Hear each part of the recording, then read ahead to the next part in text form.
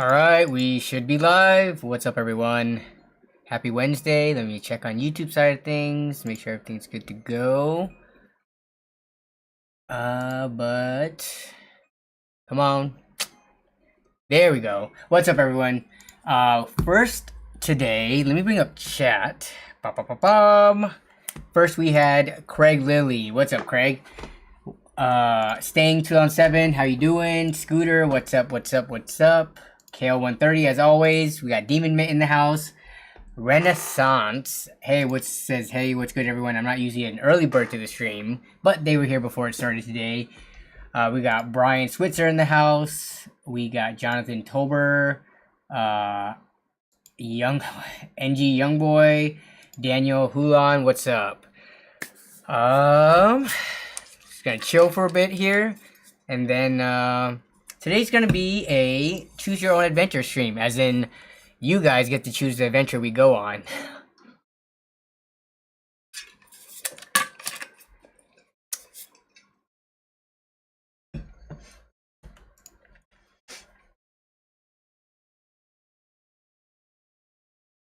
Grilling stream?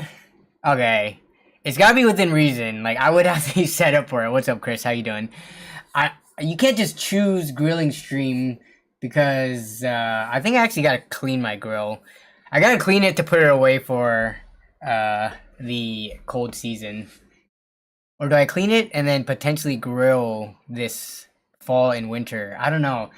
For me, grilling when it's not sunny and warm out, it's just not my vibe.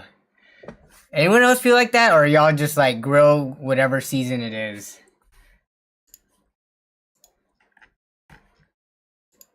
Like, traditionally, I usually put away the grill for like the cold weather and then bring it out again during spring and stuff. But maybe I keep it out this season. I gotta clean it though, because I don't want any of the rodents to get into it.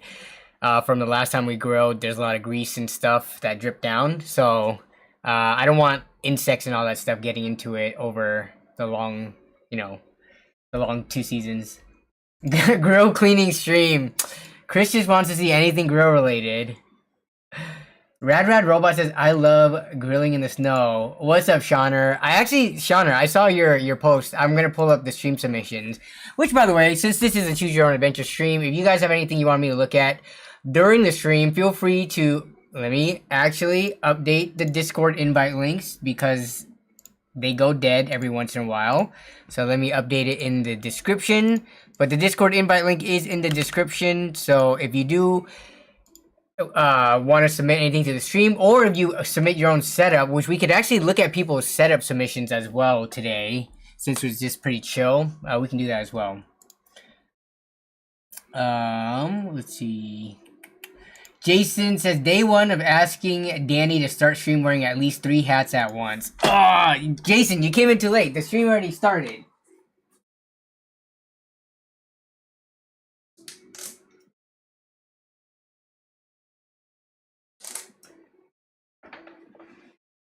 But you know what? I cannot lose my streak of doing what Jason asks for on the stream. So we got this Kingston Fury hat. And then we got this Don Quixote hat that I got from Japan. And then last, we got, because I'm such an NVIDIA fanboy, I got a GeForce snapback flat bill hat as well. It's not starting the stream, but... You know what? I'm wearing 3 hats. I've never gone to day 2, says Jason. Feels good, man. Hey. If this doesn't show my undying loyalty to you, then I don't know what does. Oh man, I'm wearing these 3 stupid hats and Zach's in the house. Hey, what's up, Zach? Just chilling. We're just chilling, messing around in chat for now. How you doing, Zach? Danny is a man of the people, exactly. Everyone, show some love to Zach in the house. Zach, aka ZTT, aka Mr. Ball. Wait. What do you go by officially? The PC build God. But you guys spell God, not G-O-D, but G-A-W-D. All right, that's enough with the 3 hats. So, Jason, you gotta come up with something else that's wittier, but also realistic and doable. Who's Zach? Genre, am I supposed to know him? Aesthetics God works as well. There you go. Zach, I think I saw your stream pop up. I was lurking on it was Monday, right? Was that just a random stream? Cause you're typical Thirsty Thursdays, but I know you at one point were streaming twice a week, but I don't know what your schedule is now that you've been back at it. More casual streams? Got it. Samesies. Every week I try to make mine pretty casual. I haven't built something on stream for a while. I need to do a build stream pretty soon here, but I like just chilling, just letting the chat decide what we want to talk about and go look at and stuff. So yeah, that's mostly the streams that we have going on over here on Wednesdays.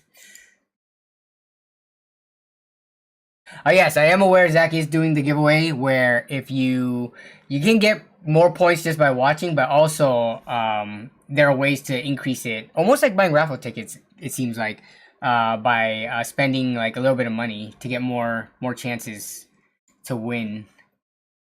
Demon Mint has been horribly addicted to. I've never gotten into GTA 5 RP. So you've been playing for the past week. When I burn out on that, you put some time into making updated GPU chart. For Zach, okay. Question about GP or GTA RP. Is there like one mod for that, or if you want to get into RPing, there's like a ton of different mods you have to get? Because I know it allows you to do specific things like carry inventory. There's like mods so you can be like a police officer and stuff. But is that all like in one package for you, or do you have to like go out and find all the individual mods that make up the RP?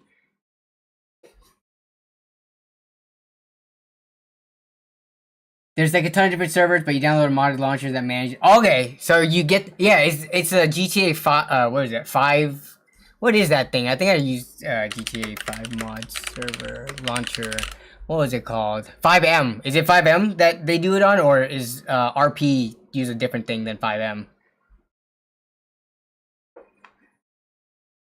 Extreme Zone 987 says, I'm currently addicted to Cyberpunk at the moment. Did you get back into it for the Phantom Liberty launch, which was on Monday? I was almost going to check out the new Cyberpunk Phantom Liberty as well as the new update that they have just even for the base game today on stream. I was in the process of getting it set up, but I was just running late, so I couldn't do it in time. I put my test bench together, and I was actually gonna check it out, but I couldn't get everything set up for stream for like having a second PC and monitor and having it routed to my main PC to show the gameplay. So I couldn't get it done in time, unfortunately. So that's why we're doing a chill stream today.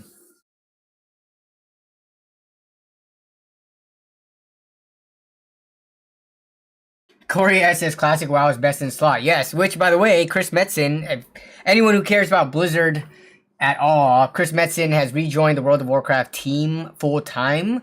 It was announced just yesterday or the day before. So, you know, if you care about who Chris Metzen is, anyone who doesn't follow Blizzard games probably are like, who the heck is that? But he's one of the OG like pioneers and people from Blizzard. So he's back. So hopefully he can help steer the helm in the right direction. But we'll see. Zach cares because Zach is a WoW player for sure. I've seen Zach when Classic started again. He was on quite a bit, as well as like just throughout the whole WoW Classic, and I think I've seen you on retail as well because I have you on Battle.net Friends, Zach. But yeah, I think when Dragonflight launched, I think I saw you hop on retail as well. But let's see. Jason says I bought that DIY PC case Lian Li ripoff from TikTok shop. Wait, what? TikTok shop for $30. Newegg is selling it on there for 50. The Lian Li ripoff? Oh, you're talking about the O11 Dynamic Mini ripoff, Jason? Wait, from TikTok shop. What is TikTok shop? Yeah. So sorry, I was thinking about the new case that you were talking about the other day. At first, I thought you were you were talking about this case, but you were not talking about this case.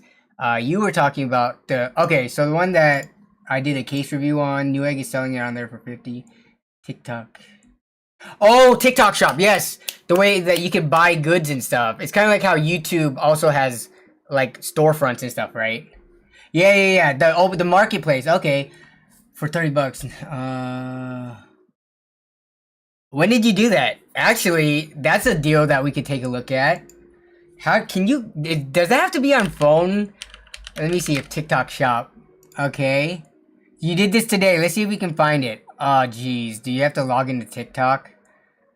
Honest, how do you even? Okay, let me see. Let me just go to TikTok. It probably looks different on mobile. I'm not trying to be a seller, so I just need to go on normal TikTok. All right, let me log on to my TikTok real quick. I don't know what. Oh my goodness. They just all these things are defaulted with sound on. Yes, Shauner. I am also a boomer when it comes to TikTok. Actually, I'm trying to see if I could even use TikTok without being logged in, because I do not want to log into TikTok. Not because I'm afraid of what you guys will see. I don't use TikTok, so you guys shouldn't. There's like no algorithm. Actually, you know what? Lies. TikTok, even without me using TikTok or without it learning about me, it already defaults to like booty cheeks and thirst traps. I'm just saying. So even if we logged on, or let's see, even if I don't log on, I guess there's no thirst traps right now on TikTok. Okay. So I'm not gonna log on just yet, but bro use it to look at thirst traps, bro. We know there's much better websites to look at thirst traps, but alright, so how do I, so let's see, Newegg. So if I look up Newegg, if I find their account, I might be able to, alright, let's do this real quick. I might be able to find their shop without having to log in. I'll log in. I'm not afraid to log in, okay? It is, okay, Newegg. Here we go. They got a Newegg live going on right now. Alright, so where's their shop at? Okay, how do I... We'll see PC porn. They always have Newegg live on. Okay, so where is the... If anyone knows how to TikTok, more so than me, like, how do I get to the shop? Let me check on my phone first. Because I'm not seeing anything where they sell things. You did it on mobile? Yeah, let me see on mobile what it looks like. If their site page looks differently.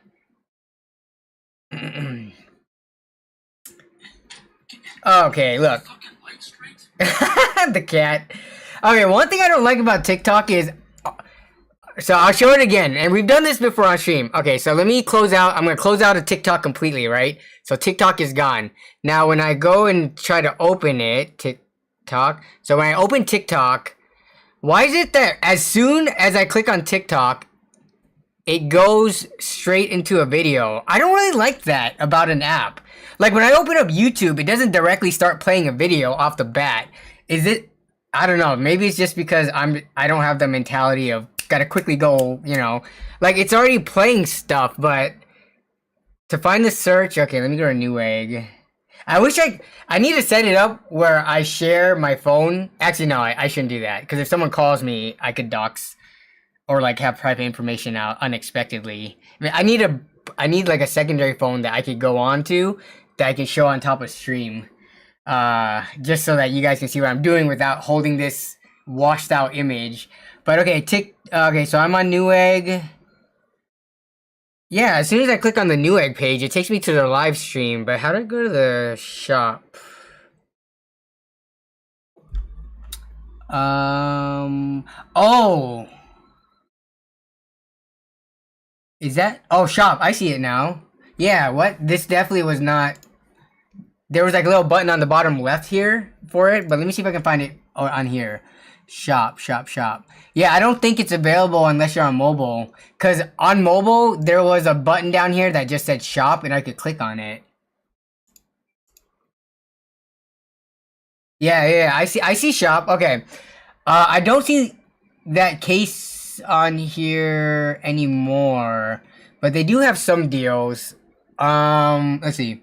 4060 Ti for 490. Okay, when I say deals, that's quote unquote deals. They have things listed for sale here. I'm not seeing anything that's too worth it. 270 bucks for RX 7600. That's pretty normal. 190 for our ROG Thor Platinum Power Supply. Yeah, so that case doesn't look like it's on here anymore. There's no $30 case. Dang. Johnny C 2.0. Dang it, Danny, I need your help here. Okay, what is Johnny C? Should I get a 3060 Ti to stream or a 4060 to stream? The bus speed is so bad. If you're going 3060 Ti, I'm assuming that's gonna be used, right? You're probably gonna get better value out of the 3060 Ti used. I don't think you're gonna really be able to find 4060s brand new. Like, there's not that many people who bought a 4060 on launch or since launch and are probably looking to sell it right away, right? So you're gonna be looking at a full price, which is what are 4060s going for right now? I know they took a slight price reduction, but what is it? The lowest price one we can find is $280. You get a Spider-Man figurine box. This is a one fan version. I don't know if you would want this one though. So it's either $280 or $290. Yeah, but if you go for 3060 Ti, I was able to pick one up pretty luckily for $230. I think you should be able to get a used one for easily $240 or $250, but let's take a look real fast. RTX 3060 Ti. If we go to buy it now, and your local market might be better than this. Yeah, you can get 3060 Ti. You can get the Dell version for $180 or best offer. Is this working? In working condition? Let me see. Oh, nope. This one's sold as is. It's so you can get PNY version for $230. I would say look at this is free shipping as well. So let me zoom in so you guys can see. Free shipping, $230. I mean, it might have been mine. Wait, this product has issues. Okay, what? All these cards with issues, man. Here's another PNY card. Here's $234 after shipping. You gotta look at that shipping price. Though it might be cheaper depending on where you are on your zip code. Expedited shipping. Is there any other shipping details? USPS priority mail. Okay.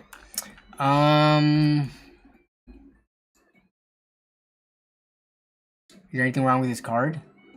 Dude, eBay, their description section, I swear. Okay. They put it at, like, the most inconvenient place. I want it to be the first thing that I see, not all this other garbage up here. Like, put all this stuff later. Put what the actual seller, like, wrote personally that first. Johnny C, you're getting new? You're getting, wait, you're gonna get a new 3060 Ti as well? Let me see, what are you saying here? 3060 Ti, whoa, 380 cash. Wait, Johnny C, where are you from? Are we talking like Canadian here or something? Why is a 3060 Ti 380 bucks? USA. Why is your 4060 320 cash and why is the 3060 Ti 380 cash? What are these prices? Like, even in, let me look at Amazon. Where are you buying from? Yes, and also don't buy a brand new 3060 Ti. Please, it's been out for long enough that you can get a huge discount in the used market. But let me see 3060 Ti. Are the prices so scuffed? Yeah, look. On Amazon, you can get a 3060 Ti. It's the LHR version, but no one's mining with these anymore anyways. This is renewed for $300. Yeah, where are you going to? Amazon? Yo, okay. We gotta stop Johnny C from potentially getting ripped off by Amazon prices. Where are you seeing a 3060 Ti for $380 cash? Because I pulled it up right now. Here are 3060 Ti's. This one's renewed. This Zotac one is brand new, it looks like. Even this Zotac one's $293. This is used. Are you kidding me? Alright, let me look at Newegg. Amazon's always been scuffed when it comes to graphics cards. Never go with Amazon here. Yeah, Amazon kind of sucks, and I think Newegg is gonna end up refurbish. Oh man. Okay. I mean, you can read chat, Johnny C, but if you have that much money, like, at that point, just go for a 4060 Ti for $400. Like, you were considering spending $380 on a 3060 Ti. That's nowhere near what it's worth. The new prices of it is kind of messed up because the 40 series is out now, so that's inventory that either Newegg, Amazon, or even third-party sellers are hanging on to. This is when the prices get all weird and janky because an equivalent or better replacement in the newer gen is out, and it is cheaper or almost the same price as it. So yeah. So if you're in the USA, I would recommend. Where are you from? Are you okay with OfferUp? We can go on OfferUp right now and find you a 3060 Ti local to your area. I just do not buy that. Do not buy a 3060 Ti new. You can buy a 4060 new if you want, but also don't spend $320 cash for one. Let me see if Amazon has reasonable prices on 4060s. I mean, 4060, if it's someone who doesn't want to look at the used market, 4060 is not like a horrible deal. Alright, so they've got, they have 4060s here. Like, the Windforce, pretty basic models are 300. After tax, it's probably going to be closer to 320 or 330, but let me look on Newegg, 4060. We don't we don't buy AMD cards here. We Kuda boy, says Jason. No, that's a lie. That's a lie. We do buy AMD cards here.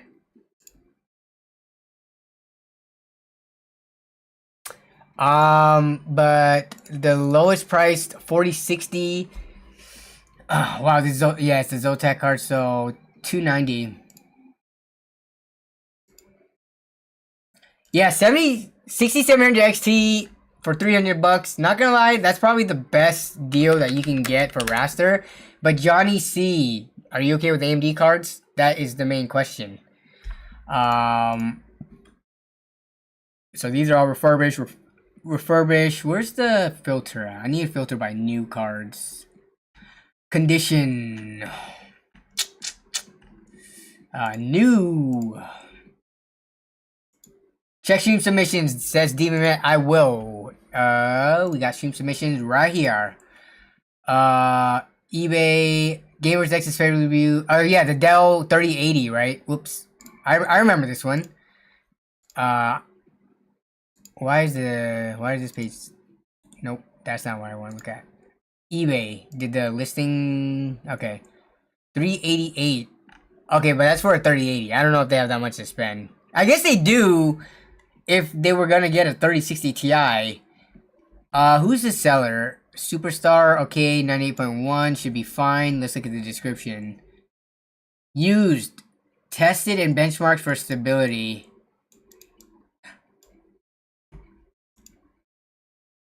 Johnny C 2.0 says, I have a new 6700. Whoa. So what's going on here? You have a 6700 and it sucks to stream? In what way? Like your performance sucks or the stream quality sucks? Also, what settings are you using and what games are you playing, I guess? There's a lot more that goes into it, right? Both lag? What's the rest of your system? 60, dude, I do my weekly streams. Last week we just played Halo. I'm on a 6600 XT right now, which is worse than a 6700. So, I don't know if it's your graphics card or your stream settings, or maybe you have a faulty graphics card, but a good working condition 6700 should be fine.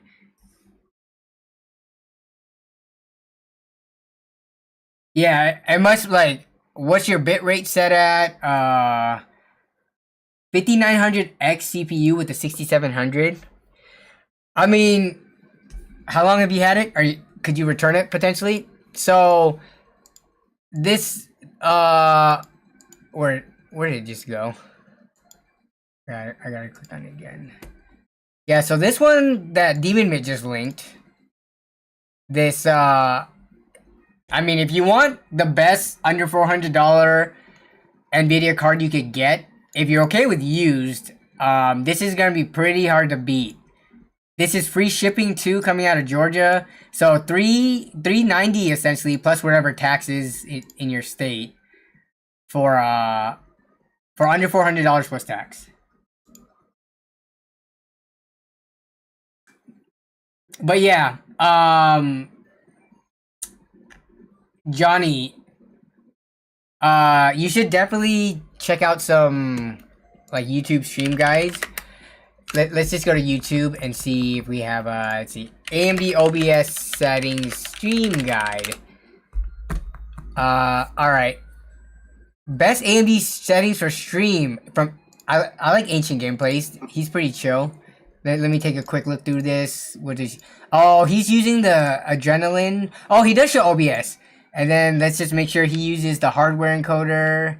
I'm pretty sure he does because he definitely knows what he's doing. There it is. Okay. Yeah. So if you follow this guide, see if you still get lagging and stuttering. If you do, I don't know. I still don't think it's the 6700. Like, I've done a lot of recording and streaming on AMD cards, even weaker AMD cards, and I don't think that you should really be having a problem.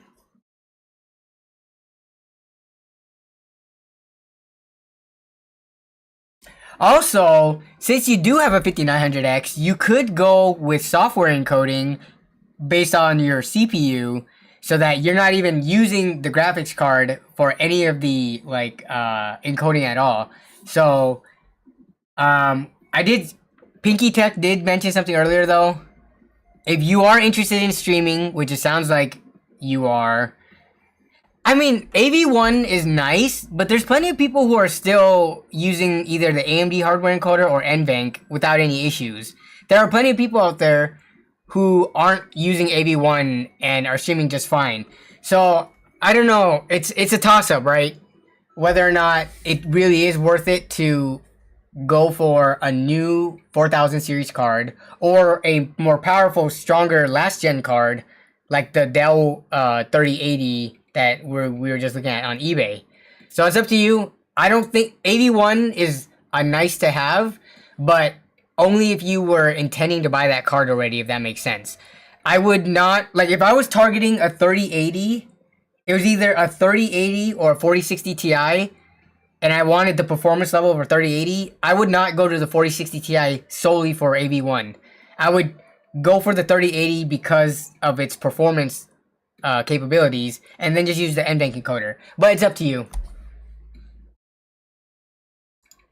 And Demon brings up a good point. AV1 right now is still pretty limited. Like, YouTube only recently got it, like, fully fledged to be able to stream on YouTube with AV1. And then before that, OBS was in beta with it forever. Not all of the applications have adapted to AV1 yet, so it's still kind of in like its early states where you have to pick and choose specific programs or use cases to get to be able to fully utilize it. Otherwise, I think NVENC or even software encoding is just fine. So, well, like again, AV1 is nice to have if it just comes on top of everything that you're already planning to buy, but do not plan your purchase around it solely. Johnny C says, I was thinking about getting an ARC GPU to use AMD. I mean, Johnny, it sounds like the easiest solution. I think the easiest solution would be a single graphics card solution. And the easiest one would be, if you're okay. The good thing about eBay is, why does it keep going away? The tab. Oh, it's because it's opening it on the left. Yeah, I mean this card right here. You were meant to. You were ready to spend up to 380 on a 3060 Ti.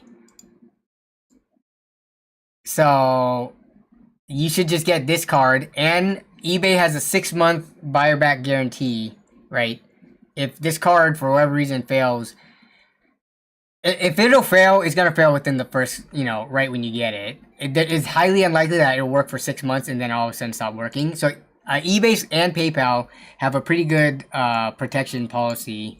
So I would say go for this one.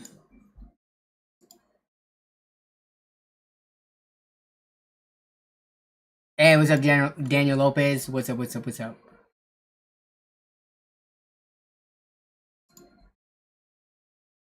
Yeah, let me pull it up again just so that we can show you. Let's see, PayPal 6-month buyer protection.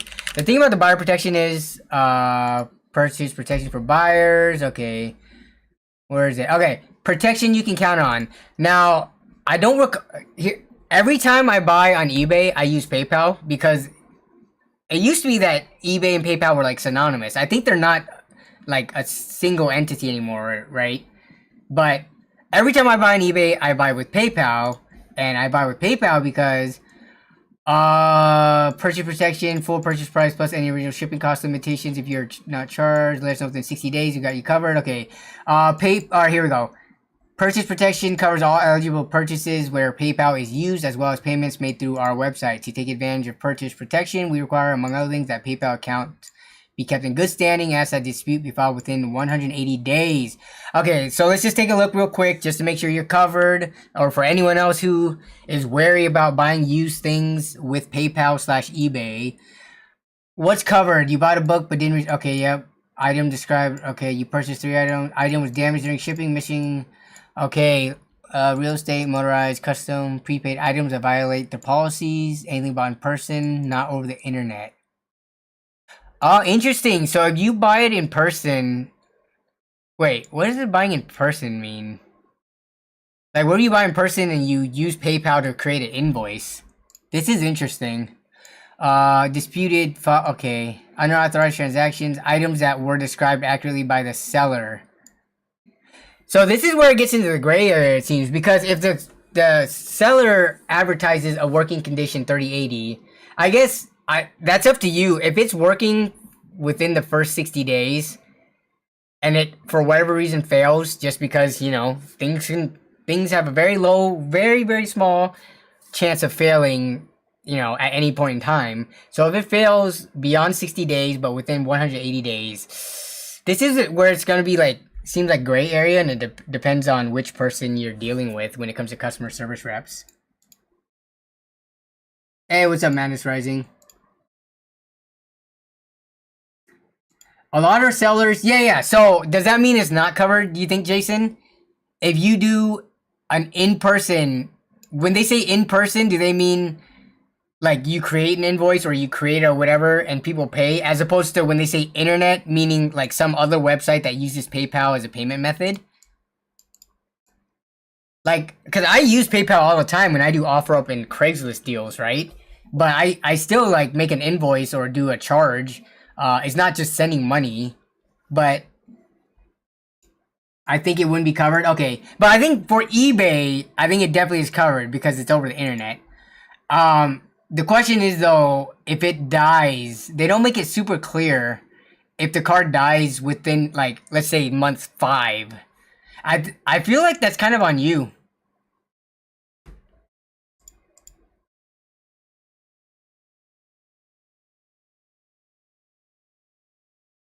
But yeah, I think I'm getting carried away. I don't even know how old your 6700 is, but Demon Mint brings up a good point. You have a 6700. It is very likely, like we said earlier, that your OBS settings are off or something like that. Try to fix it on the software side before you try going to upgrade your hardware, which is a very, very good way to look at it. Yeah, I was getting carried away by the really good deal on the 3080, but try to get it figured out. How old did you answer how old your 6700 is? Is that within the return period if you just for whatever reason don't like AMD cards?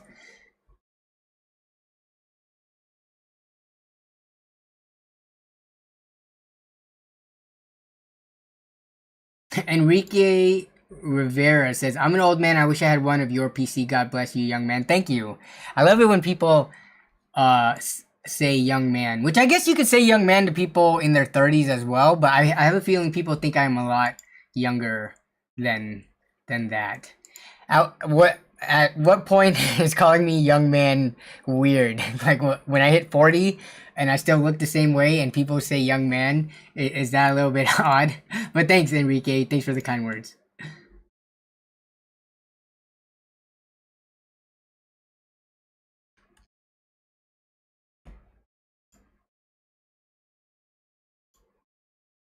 Coalition Gaming Chris, I don't hear that anymore. Jason still remembers that I used floppy disks in high school. I swear, man, Jason, your school must have been rich because we are only like 3 or 4 years apart. And did USB start picking up? I would have been in college. Yeah, I guess that was like the transition point, right? When I was in high school and college, like when USB thumb drives became very readily available at like Comp USA or like whatever Staples and stuff like that.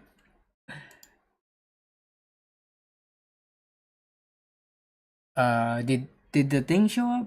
Come on, Spitfire alert. Old Dude Gaming with the Nerd on a Big Budget channel membership join. Thank you, Old Dude Gaming. I appreciate it.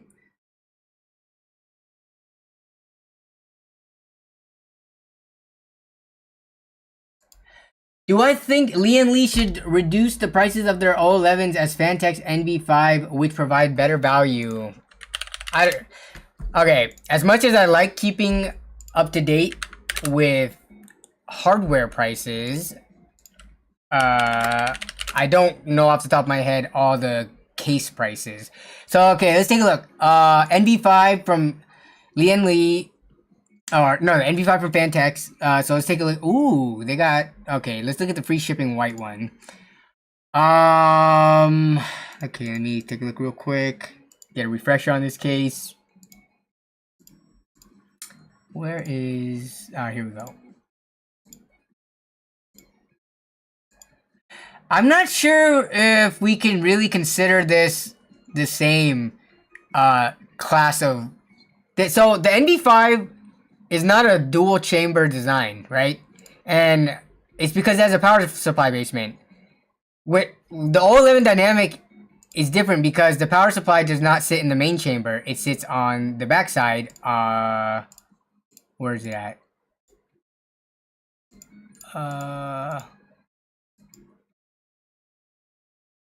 I can't find it on here. But yeah, so I don't know. It's a different case of class.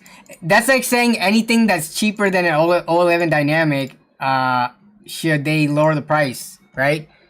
This is pretty close to a traditional like mid-tower case in that you have kind of limited room in the back. I mean, Fantex does give you like the cable routing channel, but you still have the power supply in a separated basement on the bottom. They did change it up though with this design where they kind of cut off the basement so that it doesn't run fully to the front, such that you can put a fan down here. So, I mean, it's not, I wouldn't consider it a same class of case. Now, if you're comparing them because this one has tempered glass on the front and the side, similar to how this one has tempered glass on the front and the side, then I guess you can make the comparisons there, but there's plenty of cases that have dual tempered glass panels, front and side. But I think the 11 dynamic specifically being a dual chamber is what sets it apart.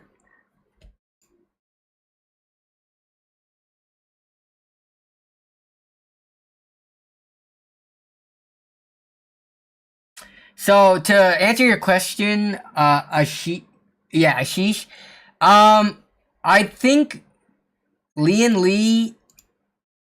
First of all, they can do whatever they want, but I don't think they necessarily have to reduce their prices. I think people are still gonna buy this because of the Lian Li name and just the reputation that the O11 dynamic, the whole line of O11 dynamics, whether it be the XL, the standard, the mini, the air, all of them, I think they are all very positively well received cases. The cheapest one is looking like this one's directly from Lian Li. I mean, yeah, this one's only 130 because we were just looking at the XL one, right? But compared to this, I mean, it's different. Now, depending on your preferences, some people might like the NV5 look better, which I mean, I would admit it does look clean. So if you can get this for almost $20 cheaper and it looks cleaner, and you're okay with, you know, the kind of traditional power supply basement style case design, then I mean, I think Fantex did a really good job on this case. I think they actually reached out to me to use one of these, but I didn't have a use case for it yet. So I might hit them up whenever I have a build ready to go to build in this.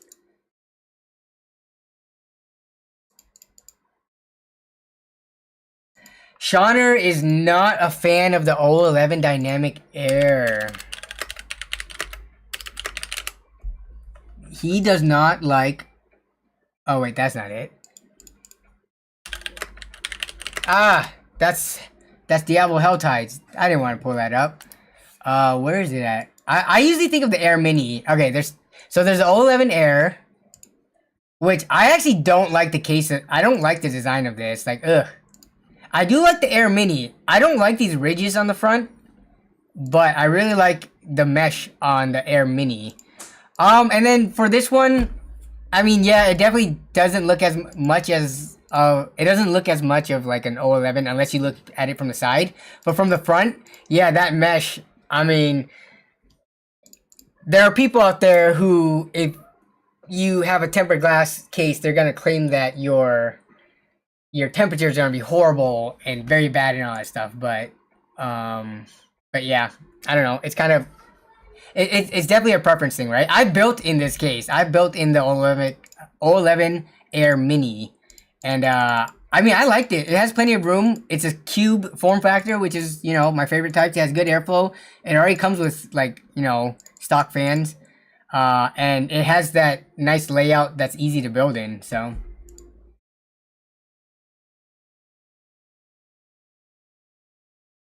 Okay, also, speaking of Shauner, he submitted in stream submissions, which, by the way, reminder to anyone who got here later, if there's anything you want me to look at or pull up on the Discord, which you can join the Discord using the link down in the description, we do have the Discord server up. We have a stream submissions channel, which my face is covering right now.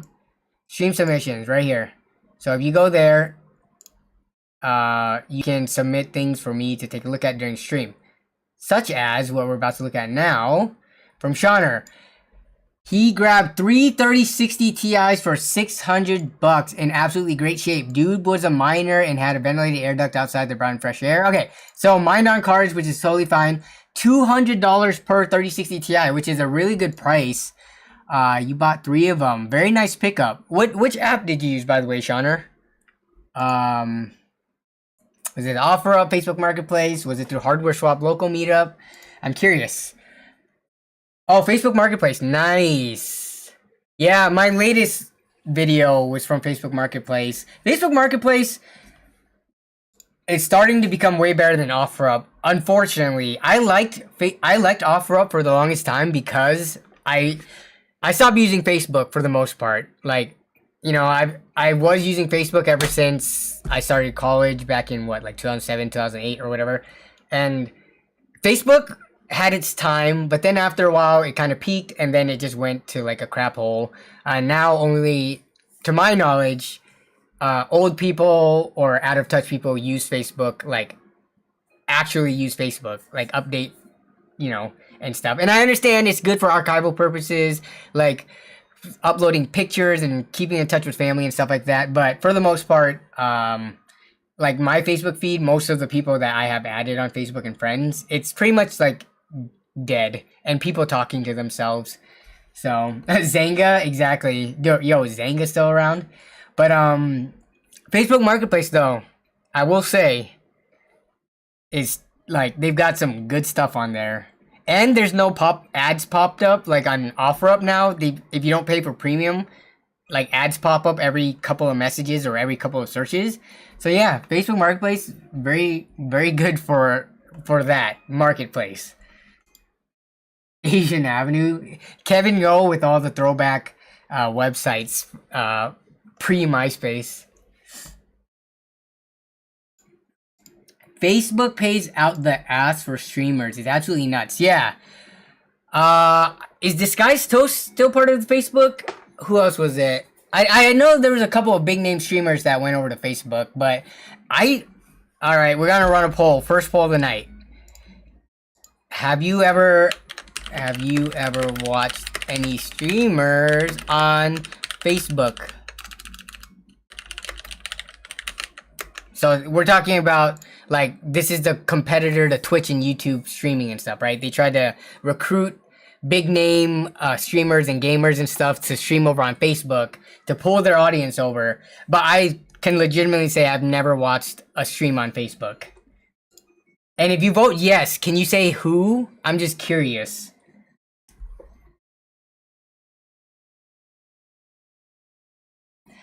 Kale130 says, I would actually have to be on Facebook to watch them, so nope. I mean, I am on Facebook, mostly for marketplace reasonings, and then sometimes for the old, you know, looking up old classmates or keep catching up with people I don't keep in contact with anymore. Which is what Facebook is best for. Kale130, last time I logged into Facebook was before 2020, dang. Extreme Zone only watches streams here on YouTube. All right, that's what I'm talking about. No Twitch streams, right? Stunt 9 for you. I watched Toast, but on YouTube went Among Us. Yeah, I don't know if he still has a contract with Facebook. Honestly, all these streamer contract things, I remember when it was like a big deal, like when Ninja got Mixer and when Valkyrie got pulled over to YouTube, and then like Disguised Toast to Facebook. But that actually was so long ago now, like the whole streamer platform wars, them trying to pay for big name streamers, that I don't know if contracts have expired and people have moved to other services. Like Dr. Disrespect, what does he even stream on now? I remember he got like in trouble from Twitch. They didn't explain why he got in trouble. So then he started YouTube gaming, but is he still banned on Twitch? Is he on YouTube? I think he was waiting for like a deal from YouTube, but never got one. So yeah.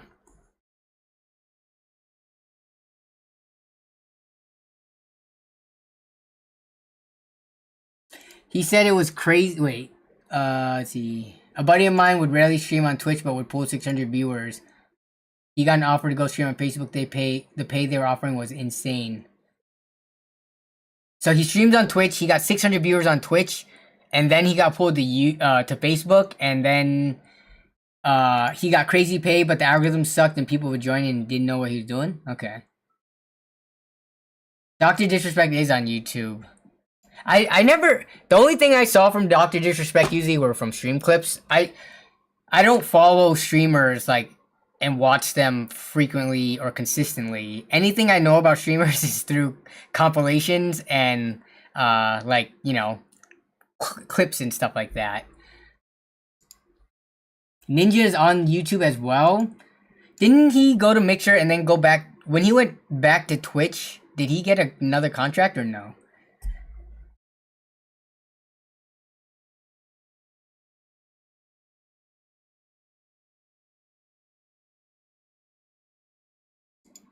Public page, yeah. So Mr. Guillotine. Alright, so that is one thing I know. I mean, okay, we're gonna go look for, hopefully I don't have to log into Facebook, but even like, I'm pretty sure like Linus. Yeah, so Linus, let's see. So one thing I have heard really good stuff about Facebook for the longest time now is monetization, whether it be streaming or just having a public page and re-uploading your videos and having posts that gets eyes and views and stuff, is because of the way they do ads, apparently, I guess. It brings in a ton of money. Because that's why you even see, like, you would think Facebook is like a dead platform, but why would Linus Tech Tips have an official page with 1.7 million followers and still post memes up till today?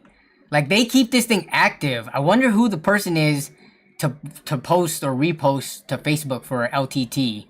Because, I mean, they wouldn't be doing this unless it made sense money wise, right? So yeah, I don't know. Zach, you still in here? Zach's probably not here anymore. But if Zach's Tech Turf was in here, I would ask him his thoughts. Actually, yo, let's say is Zach's Tech Turf. Does he have a Facebook page? Oh, he does. Oh my God, does Zach actually? Zach does the same thing too. Am I behind in not keeping up with the? I wonder if he uses a reposter or like one of his employees does this for him. Yeah, Zach actively posts to Facebook. Am I just like missing out on a bunch of free money right now by not double posting to YouTube and Facebook?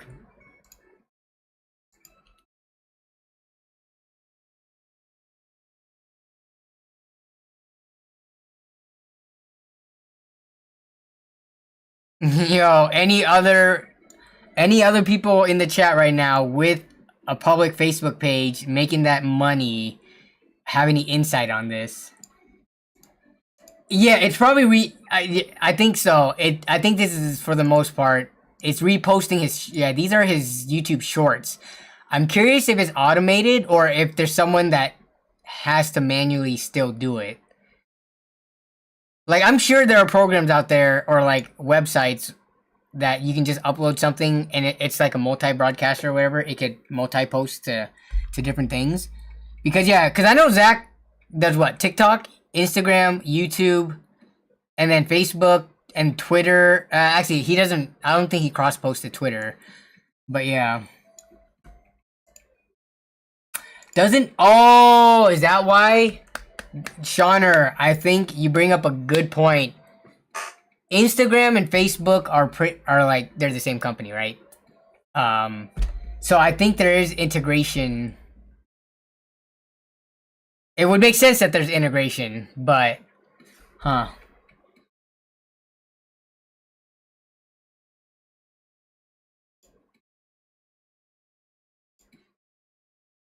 if there is a social, is Zach on Threads? Let's see.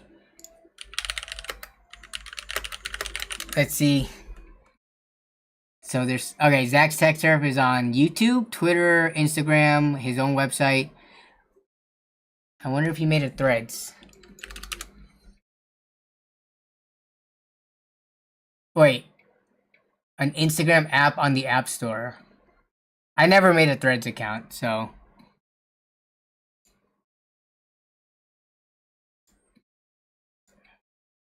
I have to log in before I could see anything. Can I just try to get around it? He is on Threads. I found it. Though he hasn't posted on Threads for 8 weeks, so 2 months it seems. Interesting.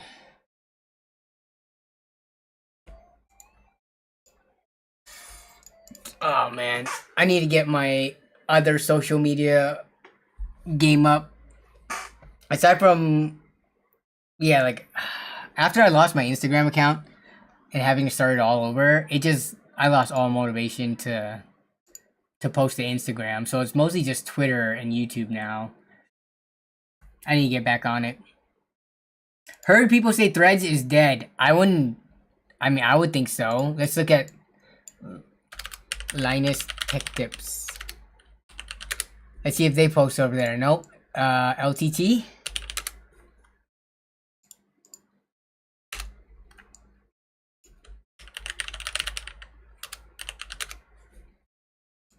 I can't find anything. Do they even have one? Yeah, they might not have one. Yeah, I can't find anything from LMG, which I would imagine would also have everything under the sun as well.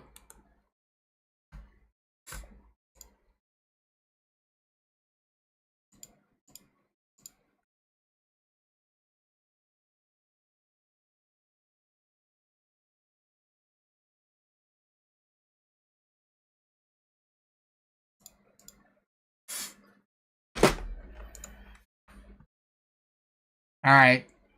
I will poke around with my other content creator friends about the whole Facebook thing. and see if it is worth the effort. Never heard of Threads? Yeah, Threads.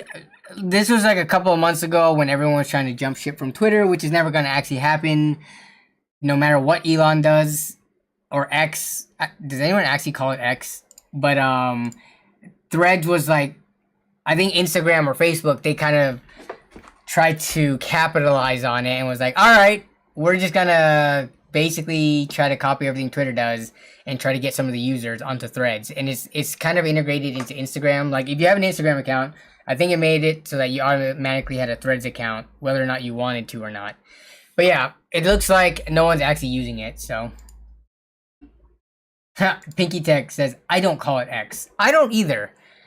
I will have the satisfaction of never calling it X. And I don't know if Elon gets butthurt about it, but yeah, we should just keep calling it Twitter. It's Twitter. Consume the Kid says, can we post links? You can, if you can't post it to the YouTube live chat because people might be able to post malicious links and stuff like that. But on the Discord server, which there's an invite down below, if you go to the Discord server, there's a stream submissions channel.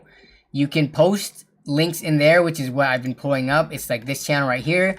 We got Demon Mitt posting some GTA roleplay. Let's take a look at this.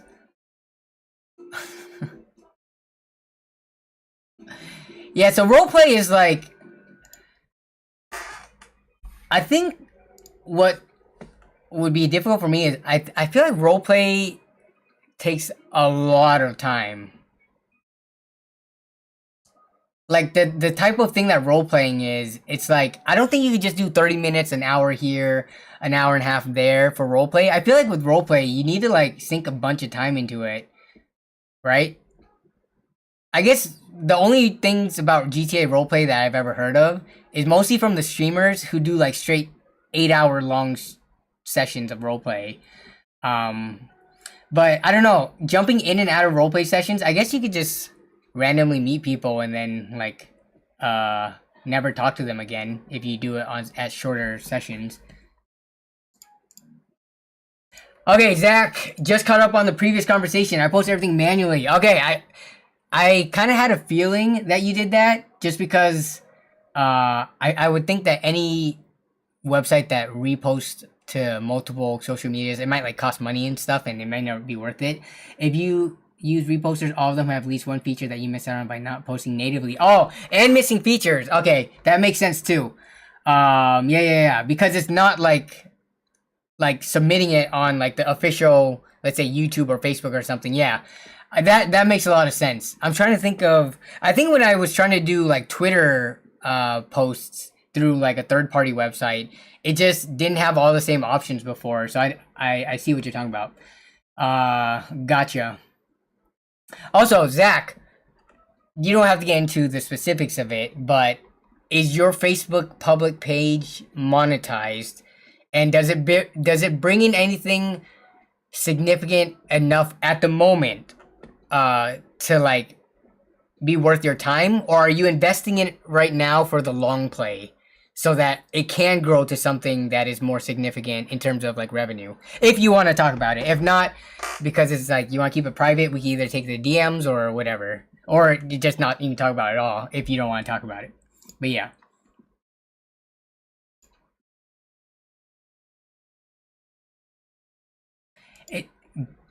GTA, yeah, so most of the roleplay that I've seen in GTA roleplay is cops versus robbers. Like that, and like paramedics holding concerts and things like that. I did not try Payday 3 yet. Is it good? It's on Game Pass, I think.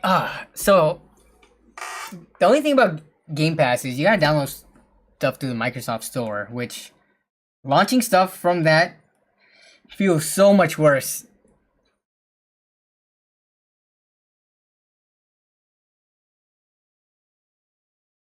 Zach says the Facebook Reels payout isn't terrible if the video takes off. It's more of a long-term play. Okay, yeah, that makes sense.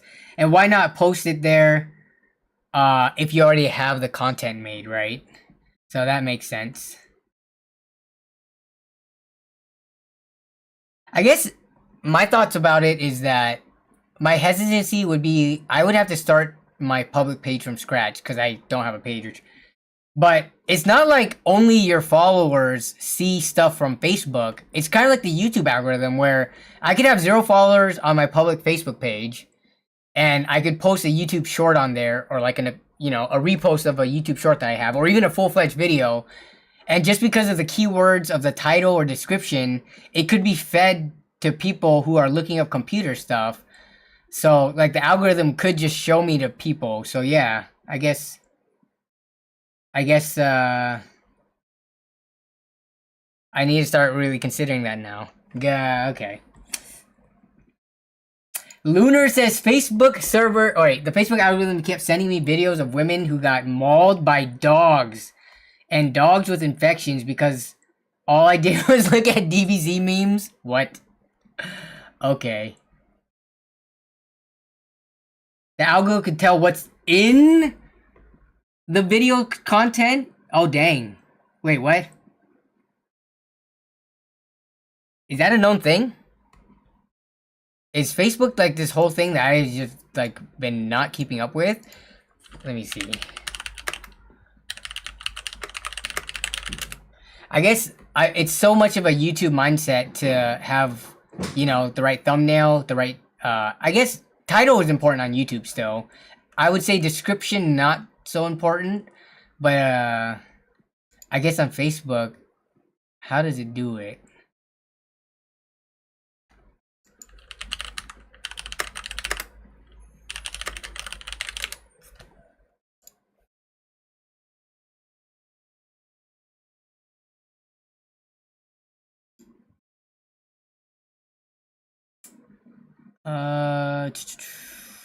There's even less information about how Facebook algorithm works than there's on YouTube. Oh man.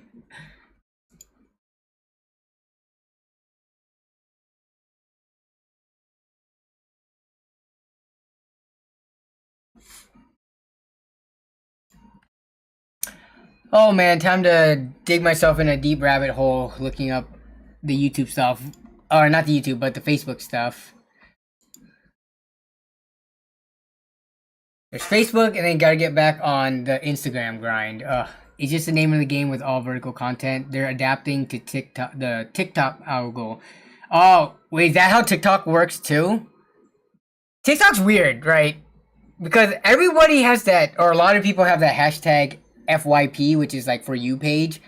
Which, looking at that, if everyone has that hashtag, isn't that the same thing as nobody having that hashtag? And then I would bet, Zach, that you don't even do that hashtag FYP. Let's see if I'm right. Let's see, TikTok. Okay, let's see. If we look at one of your TikTok videos, I would imagine... wait, that's not you. That's someone who stitched your video. TikTok is only weird if you haven't done it. Yeah, I would agree with you there. It is very weird because I have not fully dove into the world of TikTok. Aside from like watching videos that my friends and family or like even, you know, people from the Discord server send me. But we go to a Zach thing. So the tags that you do have are gaming PC. Okay, so you don't do that FYP thingy. And then are you going to trade in a GPU? This is, I think, considered a title, right? It's not a description. But do they show view count? How does this work? Oh, the views were back here, but once I click on it, the views are not there anymore. How does this make any sense, TikTok? Why would you not, once I click it, why would you not still show me what the view count is? TikTok doesn't have titles? Okay, so it's just a description. Got it. Zero Yum says, I don't Facebook since I don't want Zuck invading my privacy. Do you Google? Do you... What else? Do you Twitter, Instagram? I don't know what other website that people are typically on. But the views don't matter on TikTok. That only matters to the creators and barely. The views don't matter on TikTok. It's just fed to them. What matters on TikTok then? I'm getting the crash course on TikTok right now from yeah, Jason uses TikTok. I don't even know. Are you on here a lot too, Brett? Which I still need to send you. Wow, you have 300,000 followers. You are on here a lot. Which makes sense for all the shorts content that you're making. Why not double, triple post it? It doesn't take that much more work. Likes, shares, bookmarks, and comments is what matters on TikTok? Oh my goodness. Okay. Brett and Zach gonna enlighten us. Yeah, the experienced TikTokers. Okay, let me take a look at this like for a second. So bookmarks. Is bookmarking, I'm assuming is like saving. Then what?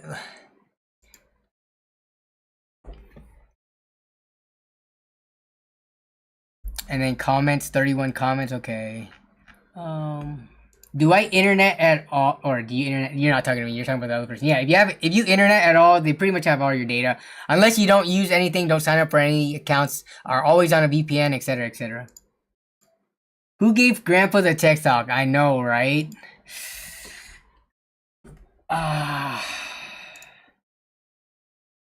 This is like my wake-up call to start posting to these other websites, because at the end of the day, it all works as visibility to potentially gaining more eyes on your main platforms. And I have content that can just go directly onto these platforms. Or do I just hire a 16-year-old intern to do it for me?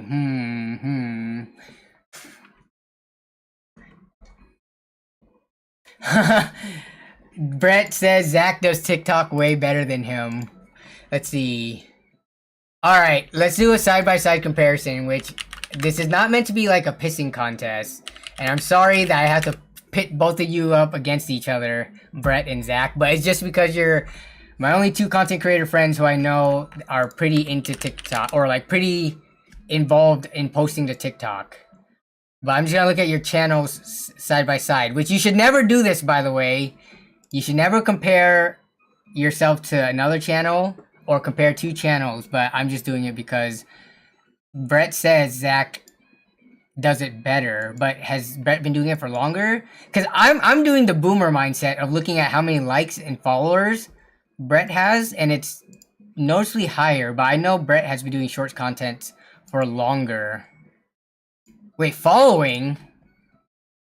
Oh, wait, this is how many they're following, right? Yeah. I was about to say. Brett follows 4. Okay,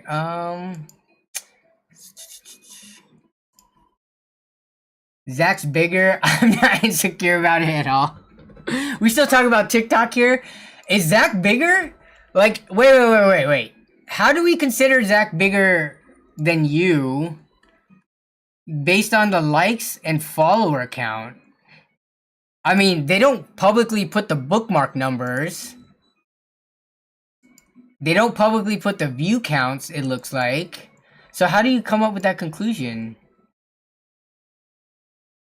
You've been on TikTok since 2020? Yeah, and I think Zach only started short form content, like, has it been a year yet? Let me see. We're going all the way down. Man, did Zach's TikTok take off from the beginning? His first post has 300,000, which again, I know that means nothing, but he didn't seem to have a slow period. Like, if you look at traditionally, right, when you start a new social media account, it takes time to like pick up and take off. Like, you would think that older stuff would have way less views than 300,000, 30,000, 50,000. 45,000, like almost from the start, Zach was doing very well. If this was his first one, by the way, I just scrolled to the very bottom. Let's see what's the date on this. Wait, 5.4? Zach only started TikTok in May? Is this right?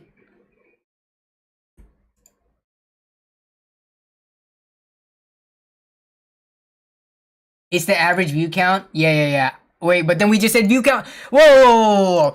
We just said view count on TikTok doesn't matter. But are you saying the higher the average view count, the higher the comments, the likes, and the bookmarks are, right? Because who just said it earlier, view count doesn't matter. But you're saying average view count, Zach is doing it better. So what's going on here? Oh, doesn't matter to the viewers. Okay, that's what you mean. Got it. I've seen him. He's a big, strong dude. Zach is a big, strong dude. He is big. You could say that Zach is bigger than a lot of people. When we're talking about physique, that is. Get your minds out of the gutters. You nasties. Zach's stature, how tall is he? Like 6... if I... Do I know Zach's height? Is he 6'1" or 6'3"? I would guess around there. Girthy, I'm nasties. Oh, you guys are bad.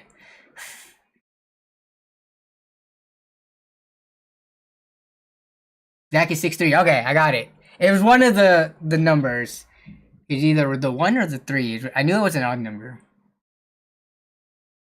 But Brett, you're pretty tall yourself.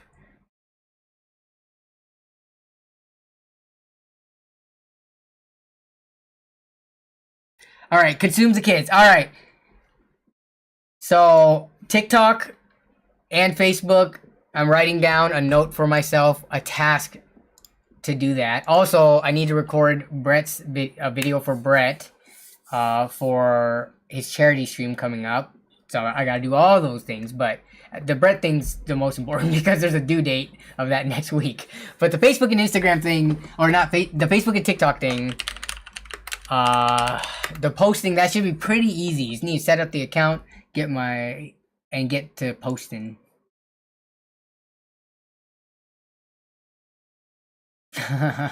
Only reason Zach's shorts and TikTok content is popular is because Brett showed him the way.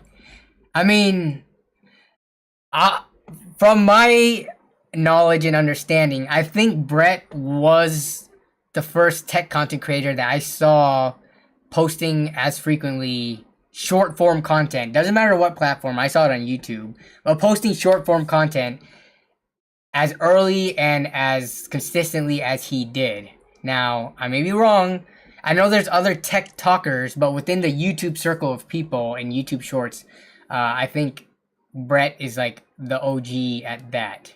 And then it seems like everyone else is starting to do that more. Like Toasty Bros, I started to notice they're posting more short form content. Zach's been doing it for a while now. I'm trying to get more consistent at it. But yeah.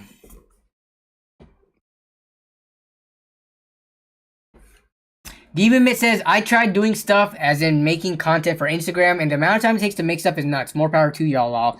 Yeah, so content creation is like, when we all first, I bet, made our first video or whatever, the time it took was so crazy long. But now that all of us are, what, like 6, 7, 8 years into it, even more for some others, I think it comes way faster. So you just gotta be consistent. I think that's the thing that stops. That's like the biggest thing that make people quit is the amount of work it takes and to consistently do it. I think a lot of people, they kind of want quicker returns on their investment or quicker turnaround in terms of like growth. But I mean, you just got to put in the time. Then with that comes the experience of being able to do all the social media a lot faster and just to get in the groove of things. Shorts pay double now than what it did when they first monetized it. It's a good time to jump in. Yeah, definitely. It's weird though. Like, I need to look at that link. Sorry. Where's the link in the Discord? I'll get back to the shorts. Where did you post it? Consume the kids. Where did you post?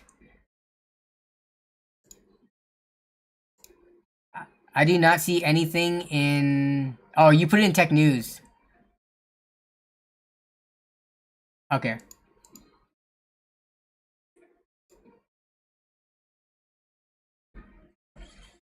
Okay, so I think this is an old article, isn't it? July? Yeah, we actually pulled this up on a previous stream. I'm pretty sure... Okay, so I haven't seen it, but I'm pretty sure either Zach or Brett or both of them also made short form content on this because it's like, you know, tech newsworthy. But yeah, so I think we pulled this up on the stream when this was like relatively new news. I mean, this was just a prototype, right? There's never actually any plans for a hard release or a price range given. I mean, I wouldn't complain about this because once you fill out your existing motherboard slots,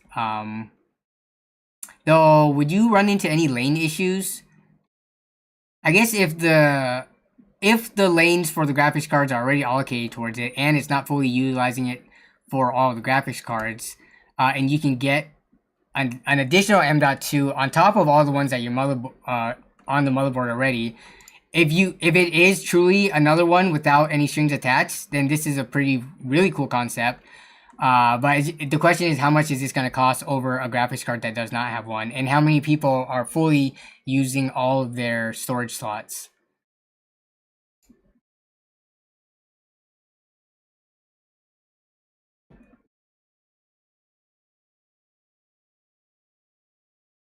Jason does ask a pretty good question. What are the transitions of shorts viewers to long form? Are those sub/views translated well to revenue?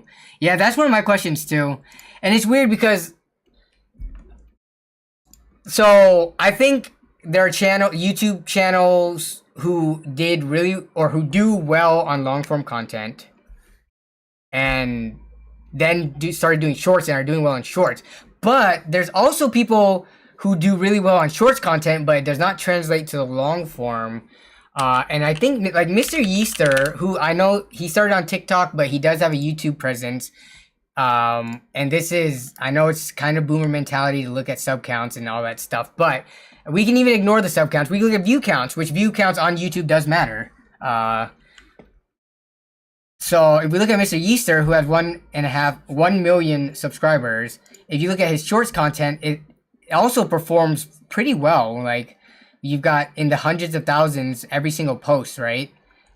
And then when he posts long form content, I mean, we're looking at 8,000 views. Here's 30. Oh, this one actually did pretty well, but I guess the view count on the long form is definitely nowhere near the shorts, especially for, you have those followers, but then again, subscribers have become like way less important over the years. But it's just, you would think that the short forms hitting easily like 1/4 to 1/2 mil, some of them in like the 3 mil, would translate more, or at least somewhat, to the long form, which is barely, it's cracking like in the sub 50,000s. I don't think Gamers Nexus can do short form content. That'll be an interesting day to see. Like, there's no reason for Gamers Nexus not to hire someone just to chop their long form content into some short form stuff. Let me see. I thought they did have some shorts posted. Do they have 0 shorts? I think they've posted short videos then. I remember they did something about remagnetizing your screwdriver. That was a short video. I thought that was a YouTube short. Huh. Steve wouldn't want to do it, not enough time to provide the level of quality he wants to post. I mean, if it's taking the same content from the long form, getting a quick intro, some middle data, and then the conclusions while pointing to the long form video, I don't think he should really question like the quality of it, right? If anything, he could chop it up in a way that that intrigues the viewer to wanting to watch more of the long form. I would think that, like, because of like revenue and stuff like that, eventually it would make sense for a Gamers Nexus. Like, why not? It's pretty much gonna be free money if you can get someone to chop the footage down quick enough and efficiently enough. It's just more money. More money, more potential new viewers, all of that.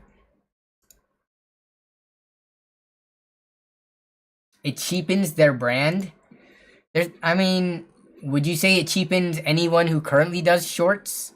Does it cheapen like Zach, Brett, or anybody else? Me, I don't have enough shorts yet. I'm building up my catalog of short stuff, but you think it does cheapen it? Dang. Okay. Keith Gamble says, "Where's the LAN party video?" I just posted a LAN party video like not even a few weeks ago. How often do you think LAN party videos happen? What? We just had a new LAN party release. When did I post that actually? Y'all can't be asking for LAN party videos every week or every month. That's not how they work. We LAN twice a year. That means 6 months. You get 2 LAN party videos. I posted the other LAN party video 3 weeks ago, and you want another one already?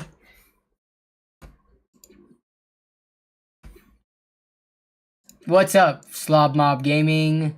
We just chilling here, talking to chat about TikTok monetization, and then whatever else. Is the summer LAN? No, it's not coming till December. I'm calling it now. It's gonna be December during winter break is when the next LAN video is gonna drop. I have all the footage. I haven't even started reviewing it yet though.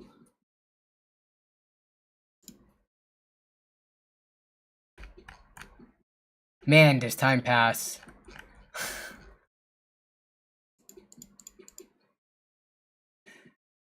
It does not take me 10 months to post. It takes me 6 months. We had a LAN in March. I posted it.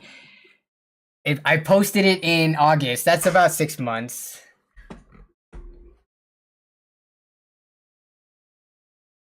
Why not? But the thing is, the people who watch long form are not the same people who watch short form.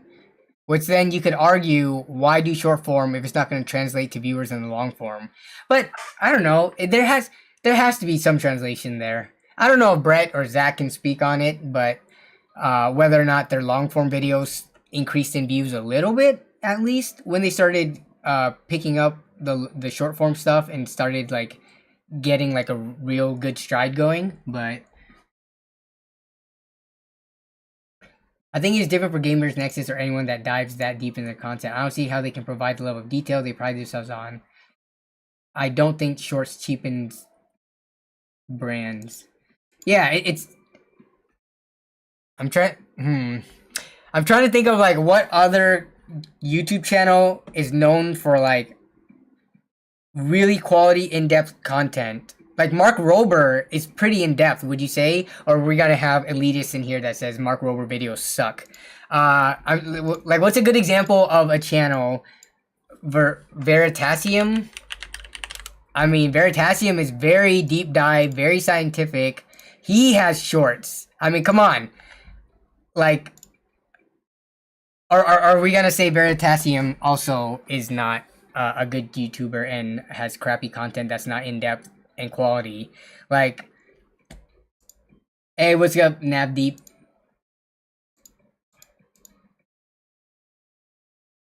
Mr. Guillotine says, if I come across a short that I find interesting, then I will go to that page and check their longer vids.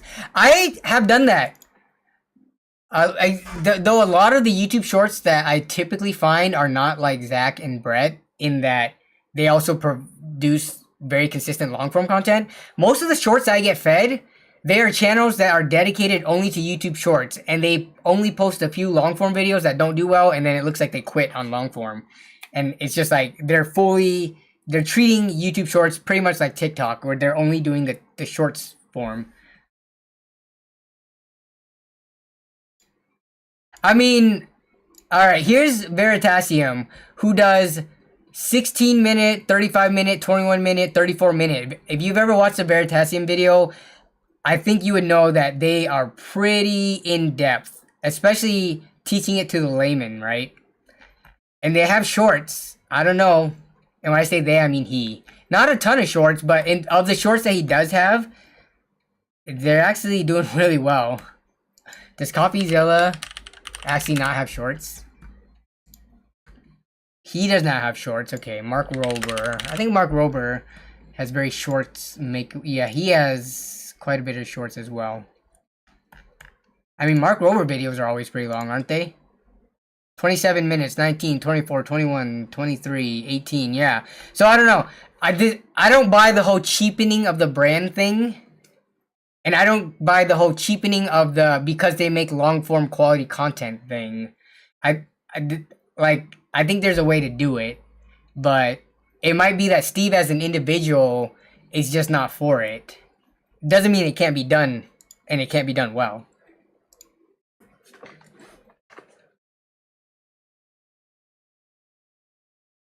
Mr. Guillotine says, honestly, pretty sure that's how I would have subbed to Zach. I wound out sub to Zach. Saw a short, went to Sharon. Really? I feel like a lot of us in the tech fam or the medium-sized tech content creator group, if you watch any videos from like Toasty Bros, Scattervolt, Oztalks Hardware, me, Zach's Tech Turf, UFD, if you watch any of our like PC related videos, you will get suggested the rest anybody else.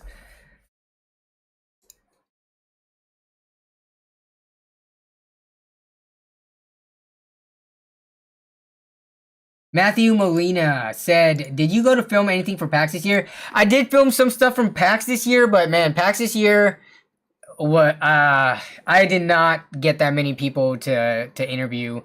It was, the crowd and the energy was way off. There was way more people who were not willing to be on camera to answer a few simple questions about their PCs. So I got like 5 interviews, and of those 5, like not many of them were great, unfortunately. PAX last year, when everyone was masked up, was way better. PAX this year, with their new building and stuff at PAX West, I didn't like the layout at all. There's 2 separate buildings. You had to walk a couple of blocks to go between them. It just felt way more separated.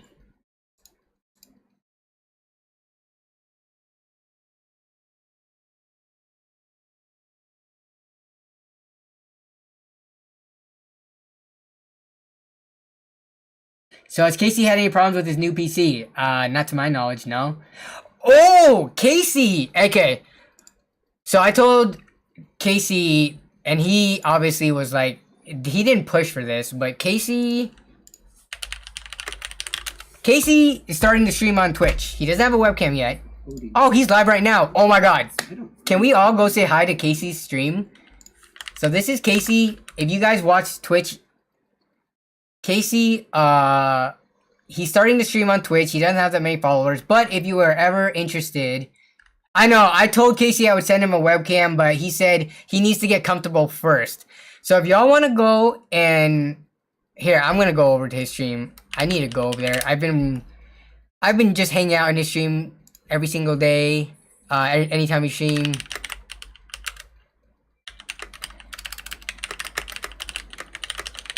Yeah, so if y'all can go over and say hi, and if you guys want to just watch Casey stream random game, he's right now he's playing Resident Evil and Monster Hunter and stuff like that. Oh no, it's not time. No. Jason, thank you for following. I know who you are. He knows who you are. Your name before.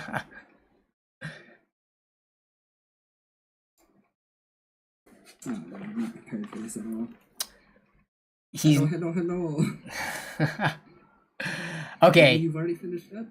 I'm... Like an hour and a half?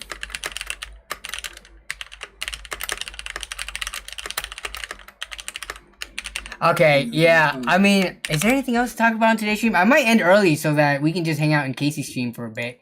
But Casey definitely streams way more often than I do, more than once a week. So you guys should be able to catch him without mixing into my stream. That is if you guys are interested. I know people have mentioned, I have seen people mention before, like, does Casey stream or do any of my other friends have social media content that they do? And Casey is the only one who really does with this streaming. Nobody else has like a public type of thing, so yeah.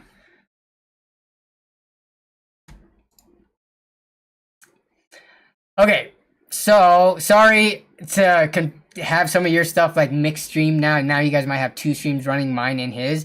But I think I'm gonna call it early for today's stream, because there hasn't been a ton of suggestions for stuff that I could deep dive or go look into in the stream submissions or anything like that. So yeah, I might call it early and then just hang out in Casey's stream for the rest of the night. CS2 is out. Is it Counter-Strike 2? Wait, no. Wait, what is CS2?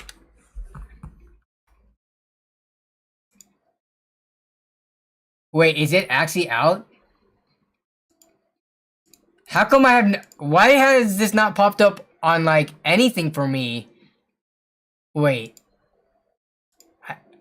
This is weird to me. I wish... Wait, what is this? Did they just rename CS:GO? Release date 2012, Counter-Strike 2? Did they just like rebrand it?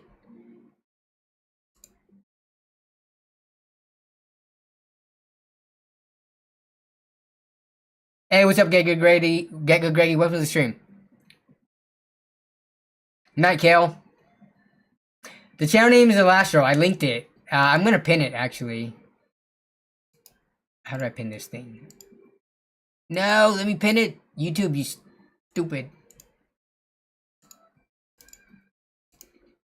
It's not letting me pin it. Let me see if I can do it on this side.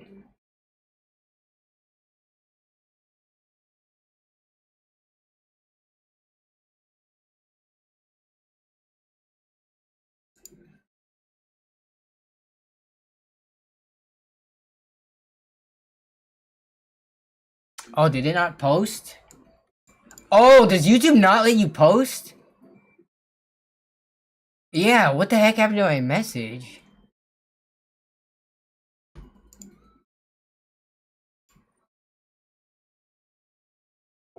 Yeah, let me try to post it again, see if it works. Yeah, it does work.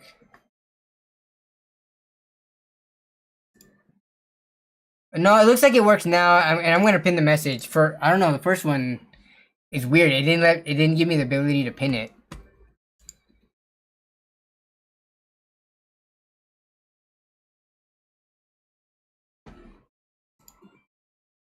Okay, but CS:GO 2, the way that they've done it, it makes it look like it's just a big patch. But man, it's been a while since we looked at the CS:GO announcement.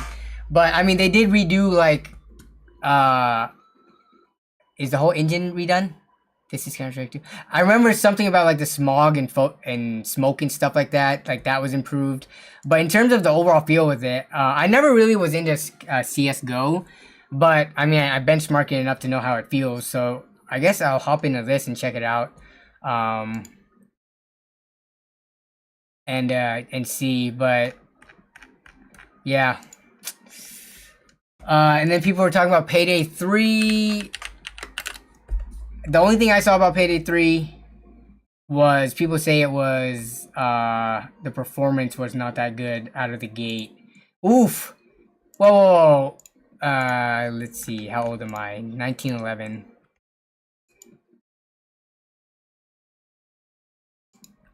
I'm not sure if it's on the new Source engine or not. I don't follow CS:GO news. So I would have to take a look at that. So if anyone, wow, Payday 3 mostly negative? Dude, this game kind of had, I feel like, kind of like a cult following. Like people who loved Payday really loved it. But I mean, it just came out almost a week ago, I guess, last Thursday.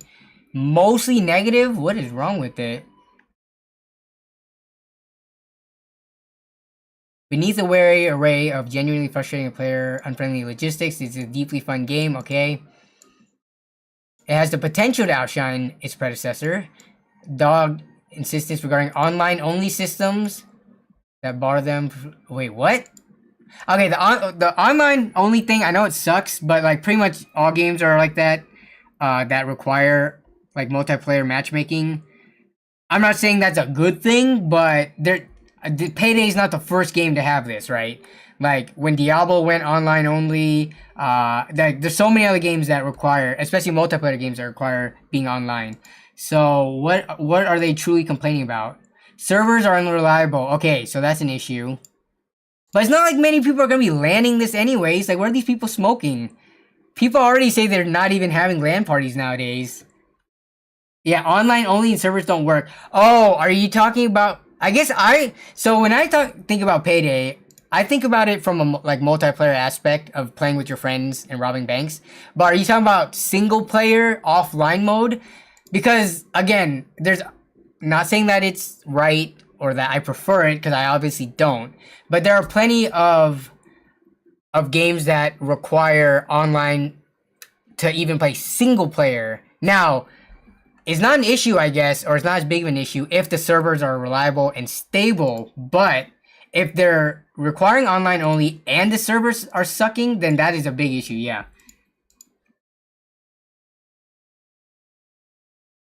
Yeah, so the whole online, if full online to play at all, even single player.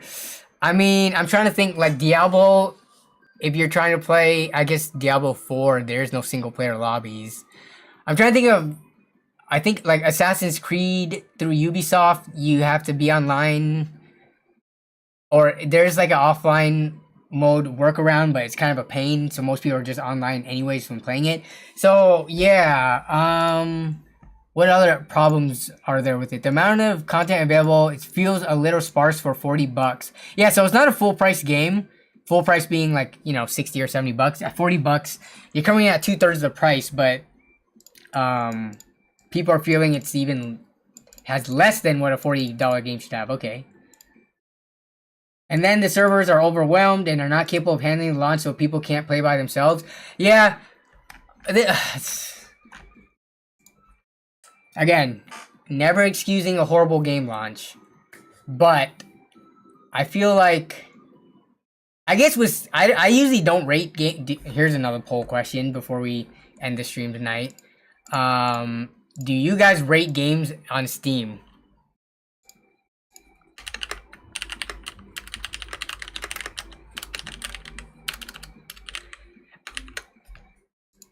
Cause like, once they get everything solved in like a week 1 or like month 1 patch and everything is good and dandy, are most of these people gonna go and change their rating from negative to positive, or are they just gonna keep it negative and ruin Payday 3? Shauner says no, I'm too lazy. Same here. Actually, I might have. Let me see. Where's my Steam at?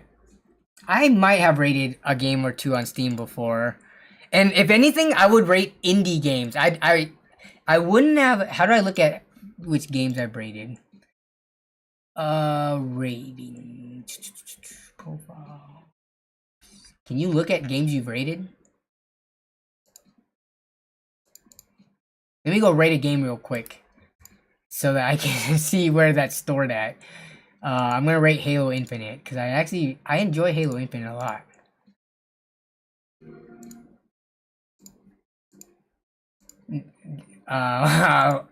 Almost 70% of the people say they do not rate.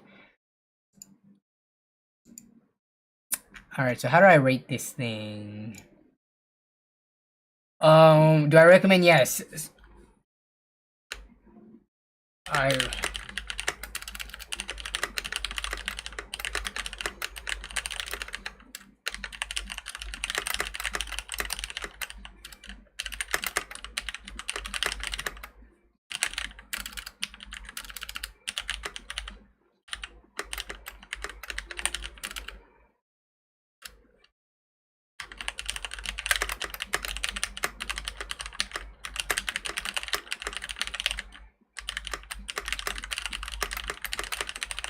Okay.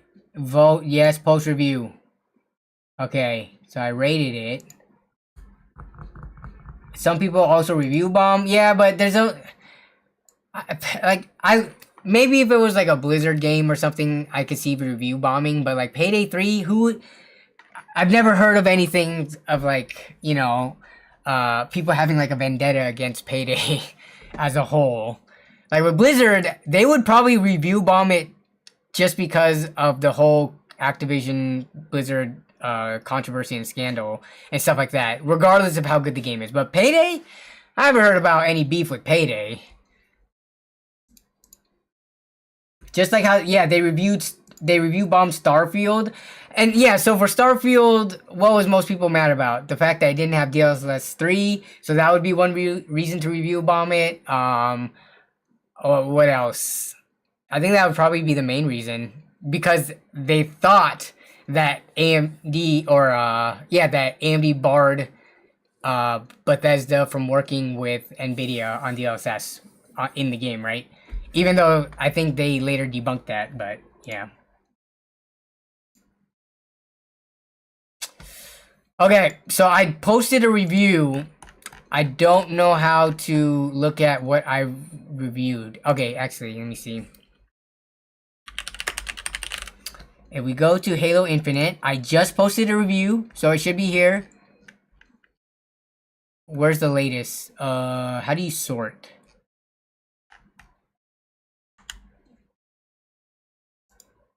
It has mix. Where's the sort button? Browse all reviews. Alright. Most recent. I should be the most recent one. I literally reviewed it 2 seconds ago.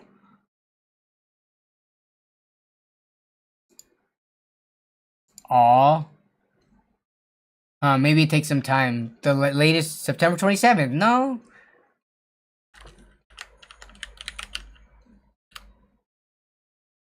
Huh.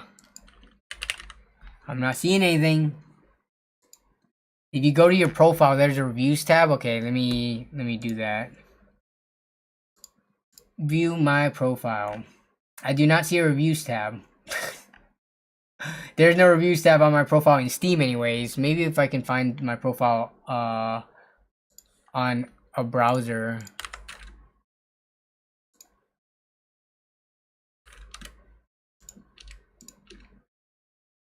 Reviews. Yeah, there's no reviews here. Even on my actual Steam, there's nothing. So, okay, well, that sucks. See, wow, it's coming closer to a 40-60 split that people do rate games on Steam.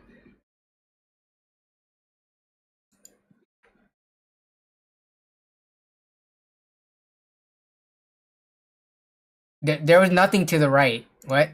There's nothing to the right here. Oh! There it is. I'm blind. Oh, so I rated Valheim and Halo. Okay. See? Like I said, if I would have rated a game, it would have been an indie game. Good eye. Sorry, yeah, I didn't say it. When you said tab, I was looking for actual, like, tabs. Like, in the format of tabs, not at the text on the right. So, yeah. I reviewed Valheim, which I have 240 hours on record, and then Halo, which I have 171. But yeah. So now I broke my streak of only reviewing indie titles because Halo is a AAA title. But yeah, I don't know. I think I'm just lazy. I'm lazy. There's tens of if not hundreds of thousands of other people who are leaving ratings and reviews. So I think the games are going to be fine without my rating.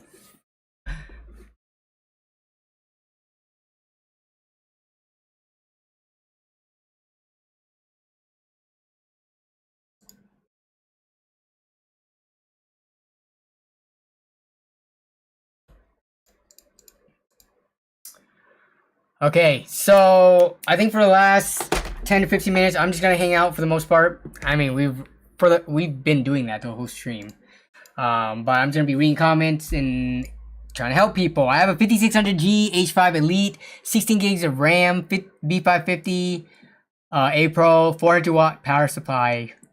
Okay, so you have integrated graphics right now. I don't see a graphics card listed on there anywhere, and a monitor. Is this good for a first setup?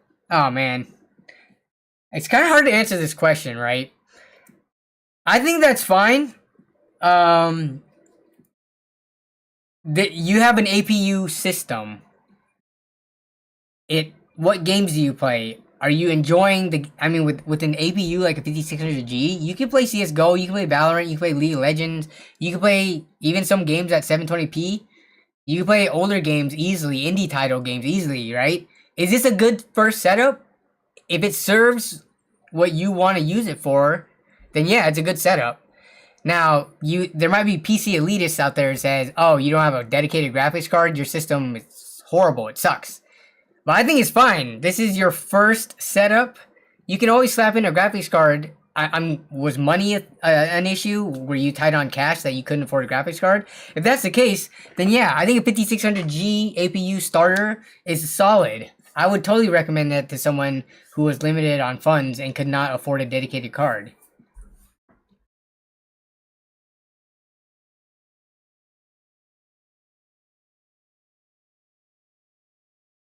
You play Counter-Strike 2, which I would imagine if it's anything like CS:GO, but then again, if it's on the new engine, I have no idea. GTA Online, yeah, dude, you could play Grand Theft Auto with like a 750 Ti pretty well. Grand Theft Auto came out on PC in 2016, I think. Yeah. I mean, it can get like it can look really good, but it can also run on pretty old systems. You play Warzone and Forza? Wait.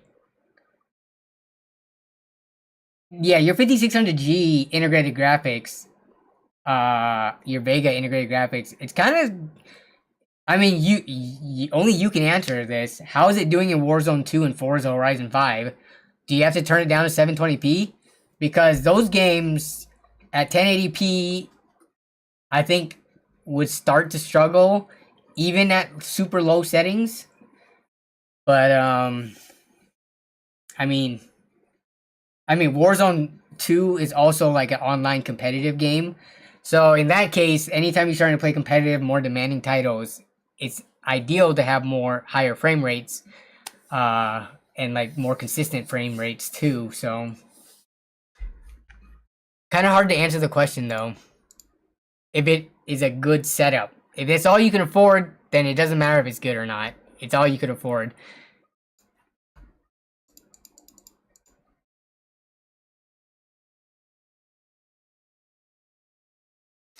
Yeah, I mean Warzone. Shoot, let's take a look. You would be surprised how like what you could do on APUs. I'm not saying it's gonna be amazing performance, but on an APU, if you're getting 30 FPS in a game like Warzone, I think that's good. Let's see, Warzone, DMZ. Okay, 5600G. Okay. Oh, they're not monitoring their frame rates though. Yeah. Warzone 2. 5600G, Vega 7. Here we go. I mean, let's take a look at the performance. So they're playing at the lowest settings, of course. They're playing with FSR enabled. Yep, to get that boost in frame rate. What resolution are they doing FSR based off of though? They're doing it 19. Okay, so there's gonna be some scaling, so it's not true 1080p with FSR. But what are they getting? Ooh, it is. It looks like it's stuttering though. Their 1.1% lows are like in single digits, but they're averaging like 40 something. Let's see if they try it again somewhere else. Yeah, I mean it looks like there's an occasional stutter, but you're able to play at 1080p FSR and get like 40 FPS. I mean, what? How much are we really asking an APU to really do, right? And then at it looks like 900p, you get more consistent. Still some dips here. Let's look at 720p. 720p probably is gonna have the best with no dips, and yeah, looks like it's pretty consistent. Around 30 FPS is as low as it gets for the 0.1s and 1%. So yeah, if you are enjoying gaming on it, then it is considered a good setup in my opinion. You don't need the validation of the internet to tell you that you have a good setup if you're having fun playing games. Do I believe that the AMD will release the 7600 XT?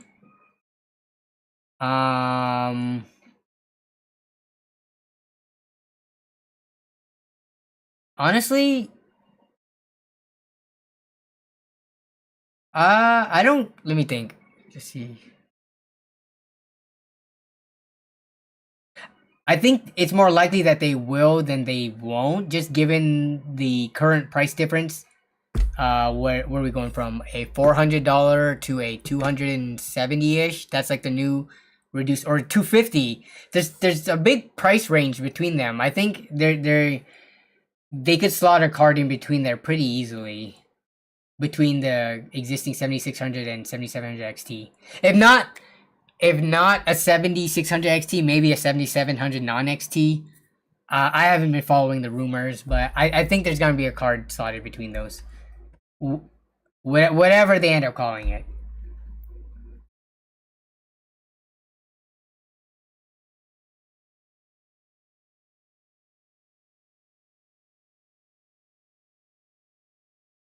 Baja the Blast says, if you're new to PC gaming, what do you recommend for someone's first setup? Would you go with a custom build or pre-build? What companies do you prefer? Oh man, this would have been a perfect question for earlier on stream. Honestly, the system integrators, they are constantly changing, but of the ones that exist, NZXT pre-builds are priced pretty well. Starforge, NZXT, Starforge.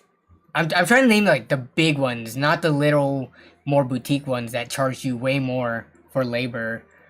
But of the like big name ones like Skytech, NZXT, Starforge. What else can you guys think of? I typically steer my friends and family away from iBuyPowers and CyberPower and stuff like that. I haven't seen as much value-oriented builds over there.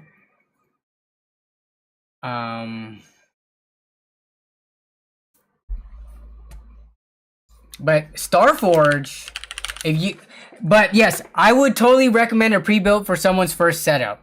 I am, for someone who's never built a PC before, I think it is way easier to buy a pre-built and then slowly upgrade individual parts.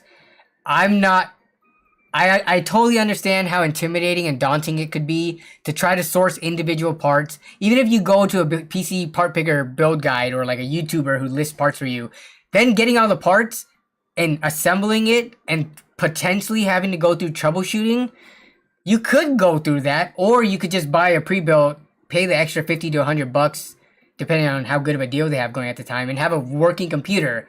Are you okay with potentially buying parts to a computer, for some reason while you assembled it, it doesn't work out, and installing Windows, and not having your PC work, even though the parts have been at your house for like a week or two? Because there's no telling for a complete beginner to PCs how long it will take for them to get a computer up and running. Like, are you okay with having to go to forums, YouTube comments, Discord servers to ask people for help? And are you going to be able to find people who are willing to take the time to sit down with you on an individual basis and help you, right? This is why pre-builds are very valuable, because people are not trying to play tech support for free for hours on end. Redux, I don't know, Redux prices last time we checked were not that good, so yeah. Yes, Sean, like, I would pre-build stuff for my friends and family, but when it comes to like people online asking for my like help, I cannot give one-on-one advice. If I recommend you to buy parts and it ends up not working, I'm not going to be able to play tech support for you and hop on a Discord call and ask you to share your screen or record what's going on as to why your PC won't boot up, whether it be a dead component or whether it be something you did on your end. So, depending on how comfortable you are with building it yourself, there's no shame in buying a pre-built. Anyone who says there is shame in buying a pre-built can shut the hell up.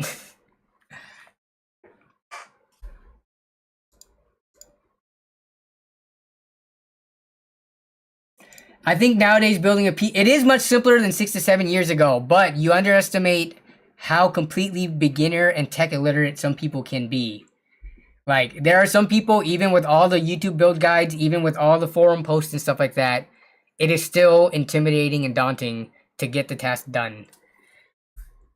As people, everybody in this chat and watching the stream, we are all, for the most part, very familiar with computers, but take yourself outside of the PC space and put yourself into automotive, into like plumbing, into anything else. How would you feel tackling a project that you are completely unfamiliar with, and if something goes wrong, you're not going to know what the basic answers are? And when you go online, people are going to give you like 9 different solutions to your one problem.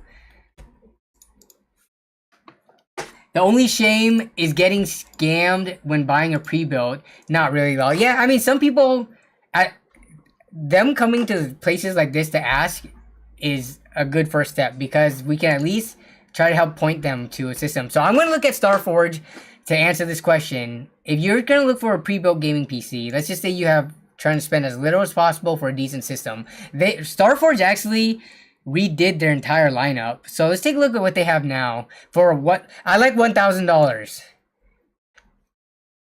for the most part, from what I've seen, companies like Starforge and NZXT and stuff like that, when I've looked at their pre-built lineup, they might have stuff that isn't terribly good value, but I haven't seen many stuff that is just straight up blatant ripoffs.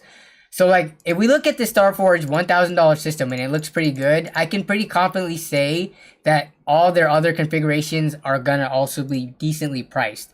So what do we get for $1,000 here at Starforge?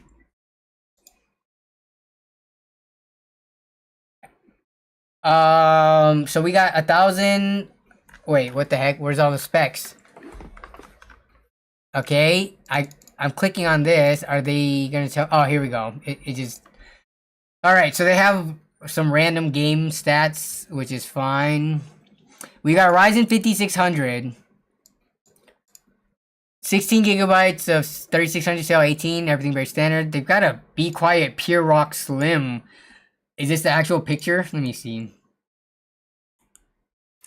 They actually got the penis rocket on the cooler. Okay, the sleeve cable extension, 650 watt. What's the MSI MPG Gold on the tier list? MSI MPG.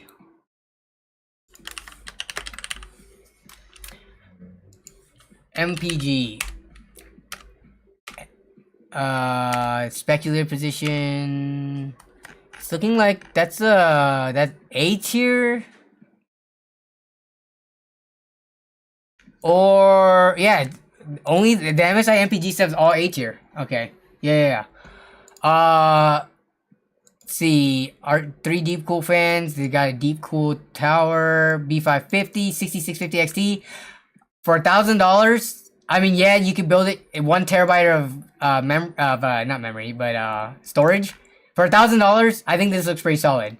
Are there other pre-built companies that might have it for $50 cheaper, or maybe $100 cheaper? That's maybe comparable to this, slightly different stuff. Yeah, but this I think is a pretty easy recommend for someone who's, you know, decided they're not going to build their system.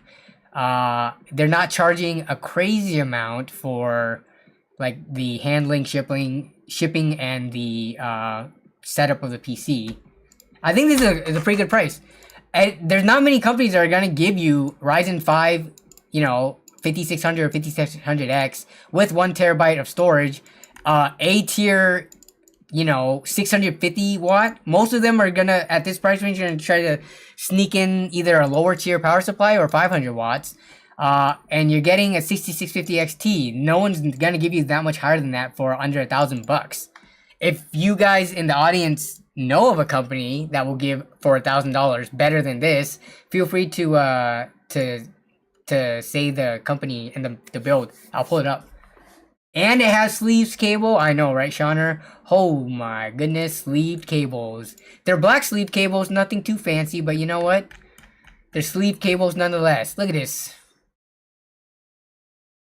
How much is the Be Quiet cooler?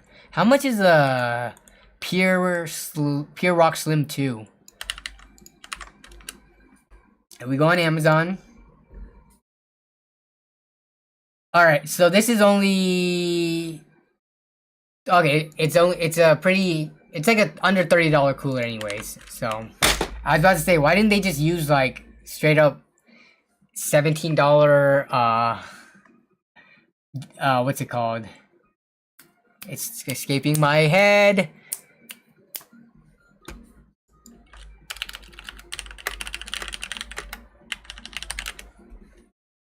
The Thermalrights. That's it. I knew it was Assassin, but it's a Thermalright. Yeah, because they have some pretty dirt cheap ones. Look at this.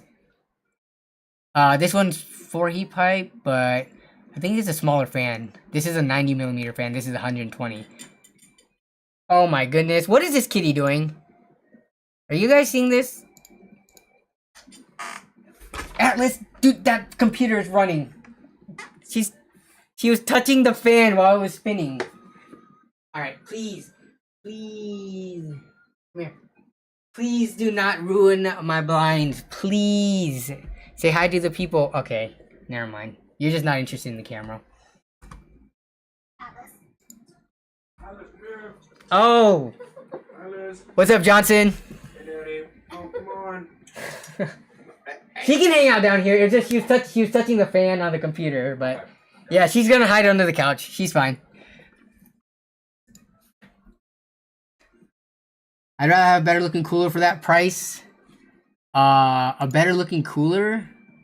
Thermalright and ID Cooling have sub $20 options. Yeah, for sure.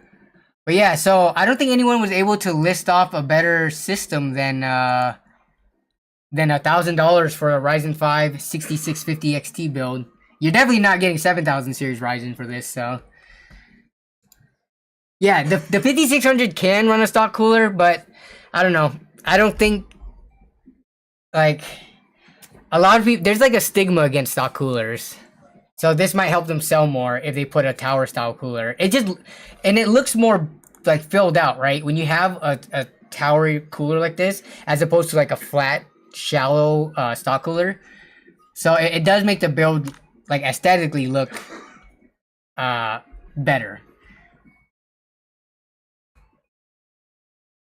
Newegg's ABS systems aren't terrible, but I think the one you have is better. Yeah, ABS is also pretty solid, but again, for $1,000, let's just take a quick look at what they have here.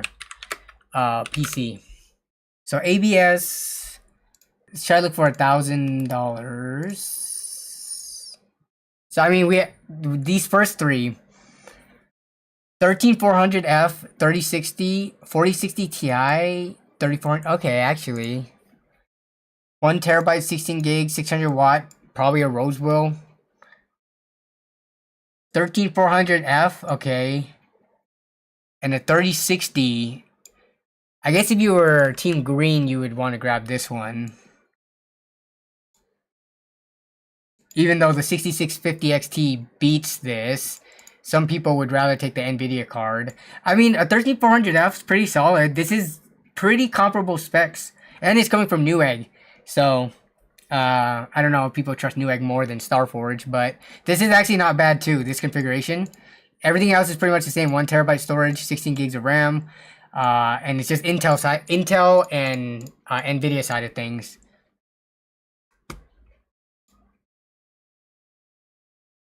Here's this one, has a 4060 Ti for $1,100, so $150 price difference. But what is everything else the same? 1 terabyte. This one's DDR5 though, which I don't know. I wouldn't care too much about DDR5 if I'm only running kind of like more mid-range specs like this. B760 motherboard, okay, but you do get the 4060 Ti. So $100 more than the Starforge system, and you're going from a 6650 XT to a 4060 Ti. Again, and if you want NVIDIA, then you kind of don't have an option with Starforge, it looks like. Let me look at their other Starforge. Yeah, Starforge seems like they're going with the AMD parts, huh? Oh, there's the kitty again.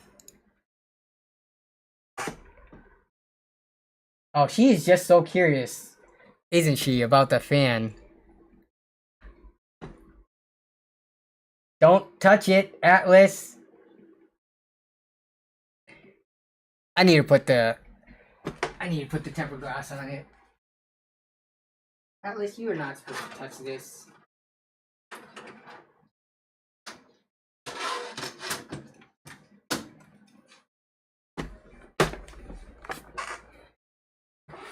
Yeah, I don't know if it's because the PC is warm. I think she just wanted to touch the spinning fan.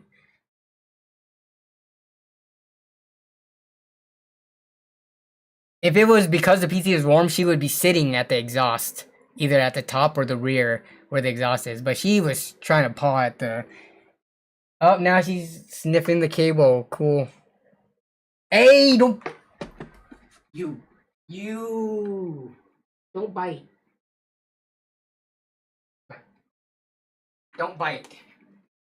Don't bite. Say hello to the camera. No? No? Okay.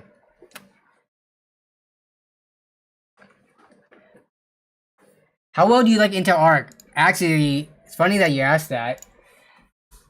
For testing, I've never really run into issues with Intel Arc, but I am getting ready to do a build, a update. So I am going to be putting the Arc A770 in my personal system, and I'm also going to be changing the case and stuff too. Corsair sent a bunch of sent over like a new case and stuff for me to do like a build upgrade video. So I'm going to be doing that, as well as putting in the Arc A770 into my personal build. So that would be my first time using in my own personal system a AV1 capable card. But also, I wanted to daily drive it because it's totally different, like benchmarking it compared to using it. My computer stays on almost 24/7, so using it on a very consistent basis, day in and day out, for every single thing I do, and getting the experience with an Intel card. So yeah, that's what I'm gonna be doing. FG204 says Intel Arc is the future. It might be. We'll see. We need to look at their second gen launch, their next set of cards that they release, not refreshes. Like the next, was it Battle Mage, right? Not Alchemist Plus. If they do plan on doing some half step of a generation, I'm talking about the full next gen Battle Mage. So we'll see how they do. I'm hopeful that they'll at least get up to. They need to not set their eyes on Nvidia at the moment. They need to set their eyes on getting as much market share as AMD. Because then, once they can be on the same level as AMD, I think that's a huge victory in itself. The LTT 24/7 stream is over? Why is it over?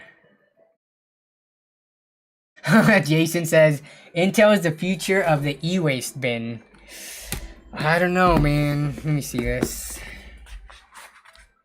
This is, now that I look at it more, it is such a plain looking card. I mean, it does have a little bit more of design when you start turning it to the side with regards to like the LED strip, and it doesn't look too bad on the back, I guess. But man, this right here is, it can't really get that much plainer than this.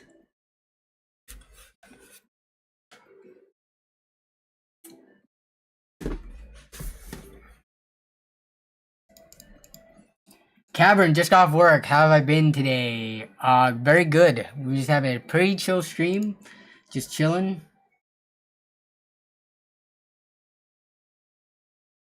Lieutenant Crazy Legs Mellow says, nah, for the first gen cards, I think Intel nailed it, and I like the design, sleek and simple. I think they did a good job. Yeah. People complain about like the drivers being a little weird, or the software to control, kind of like the GeForce equivalent. I forget what the Intel one's called. But like, yeah, sure, that acts up and stuff, but was it able to run a majority of games and do so fine? And they've been making so many updates to fix like the DX11 and DX9 title issues. I think they're doing good, considering they're selling graphics cards here. This is not a simple feat as like designing a case or something. When it comes to like CPU and graphics, like architecture and stuff, it's just way more complicated than more simple things like storage, RAM, or any other PC component. So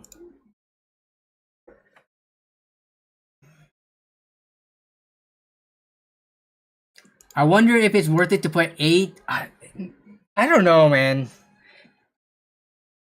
Having it, I think for most people it is not worth it to put a secondary GPU into a system when you could stream or even encode. I guess, what kind of encoder are you doing? I always think about encoding for like my use cases, which is mostly for streaming. But I don't know how many people are taking their entire libraries of footage and stuff like that and converting them all with AV1 to get like a smaller compressed file size with the same quality. I don't think many people are doing that at all. So what use cases would there really be to have like a second dedicated card that an AMD or NVIDIA card can't do well enough already on a single graphics card solution? I don't think I've taken a single sip of water this entire stream. And I'm really feeling it.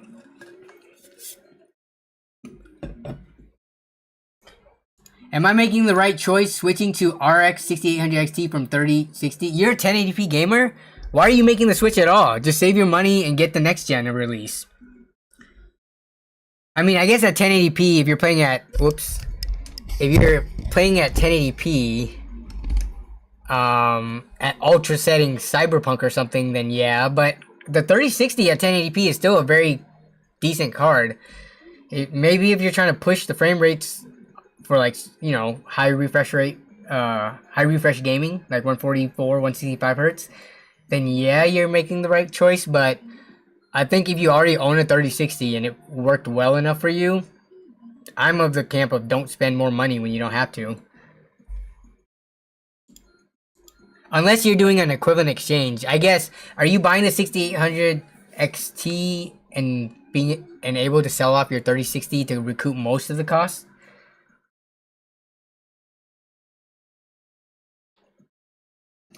Yes, a 4800 XT is better than a 4070. Chris Hernandez.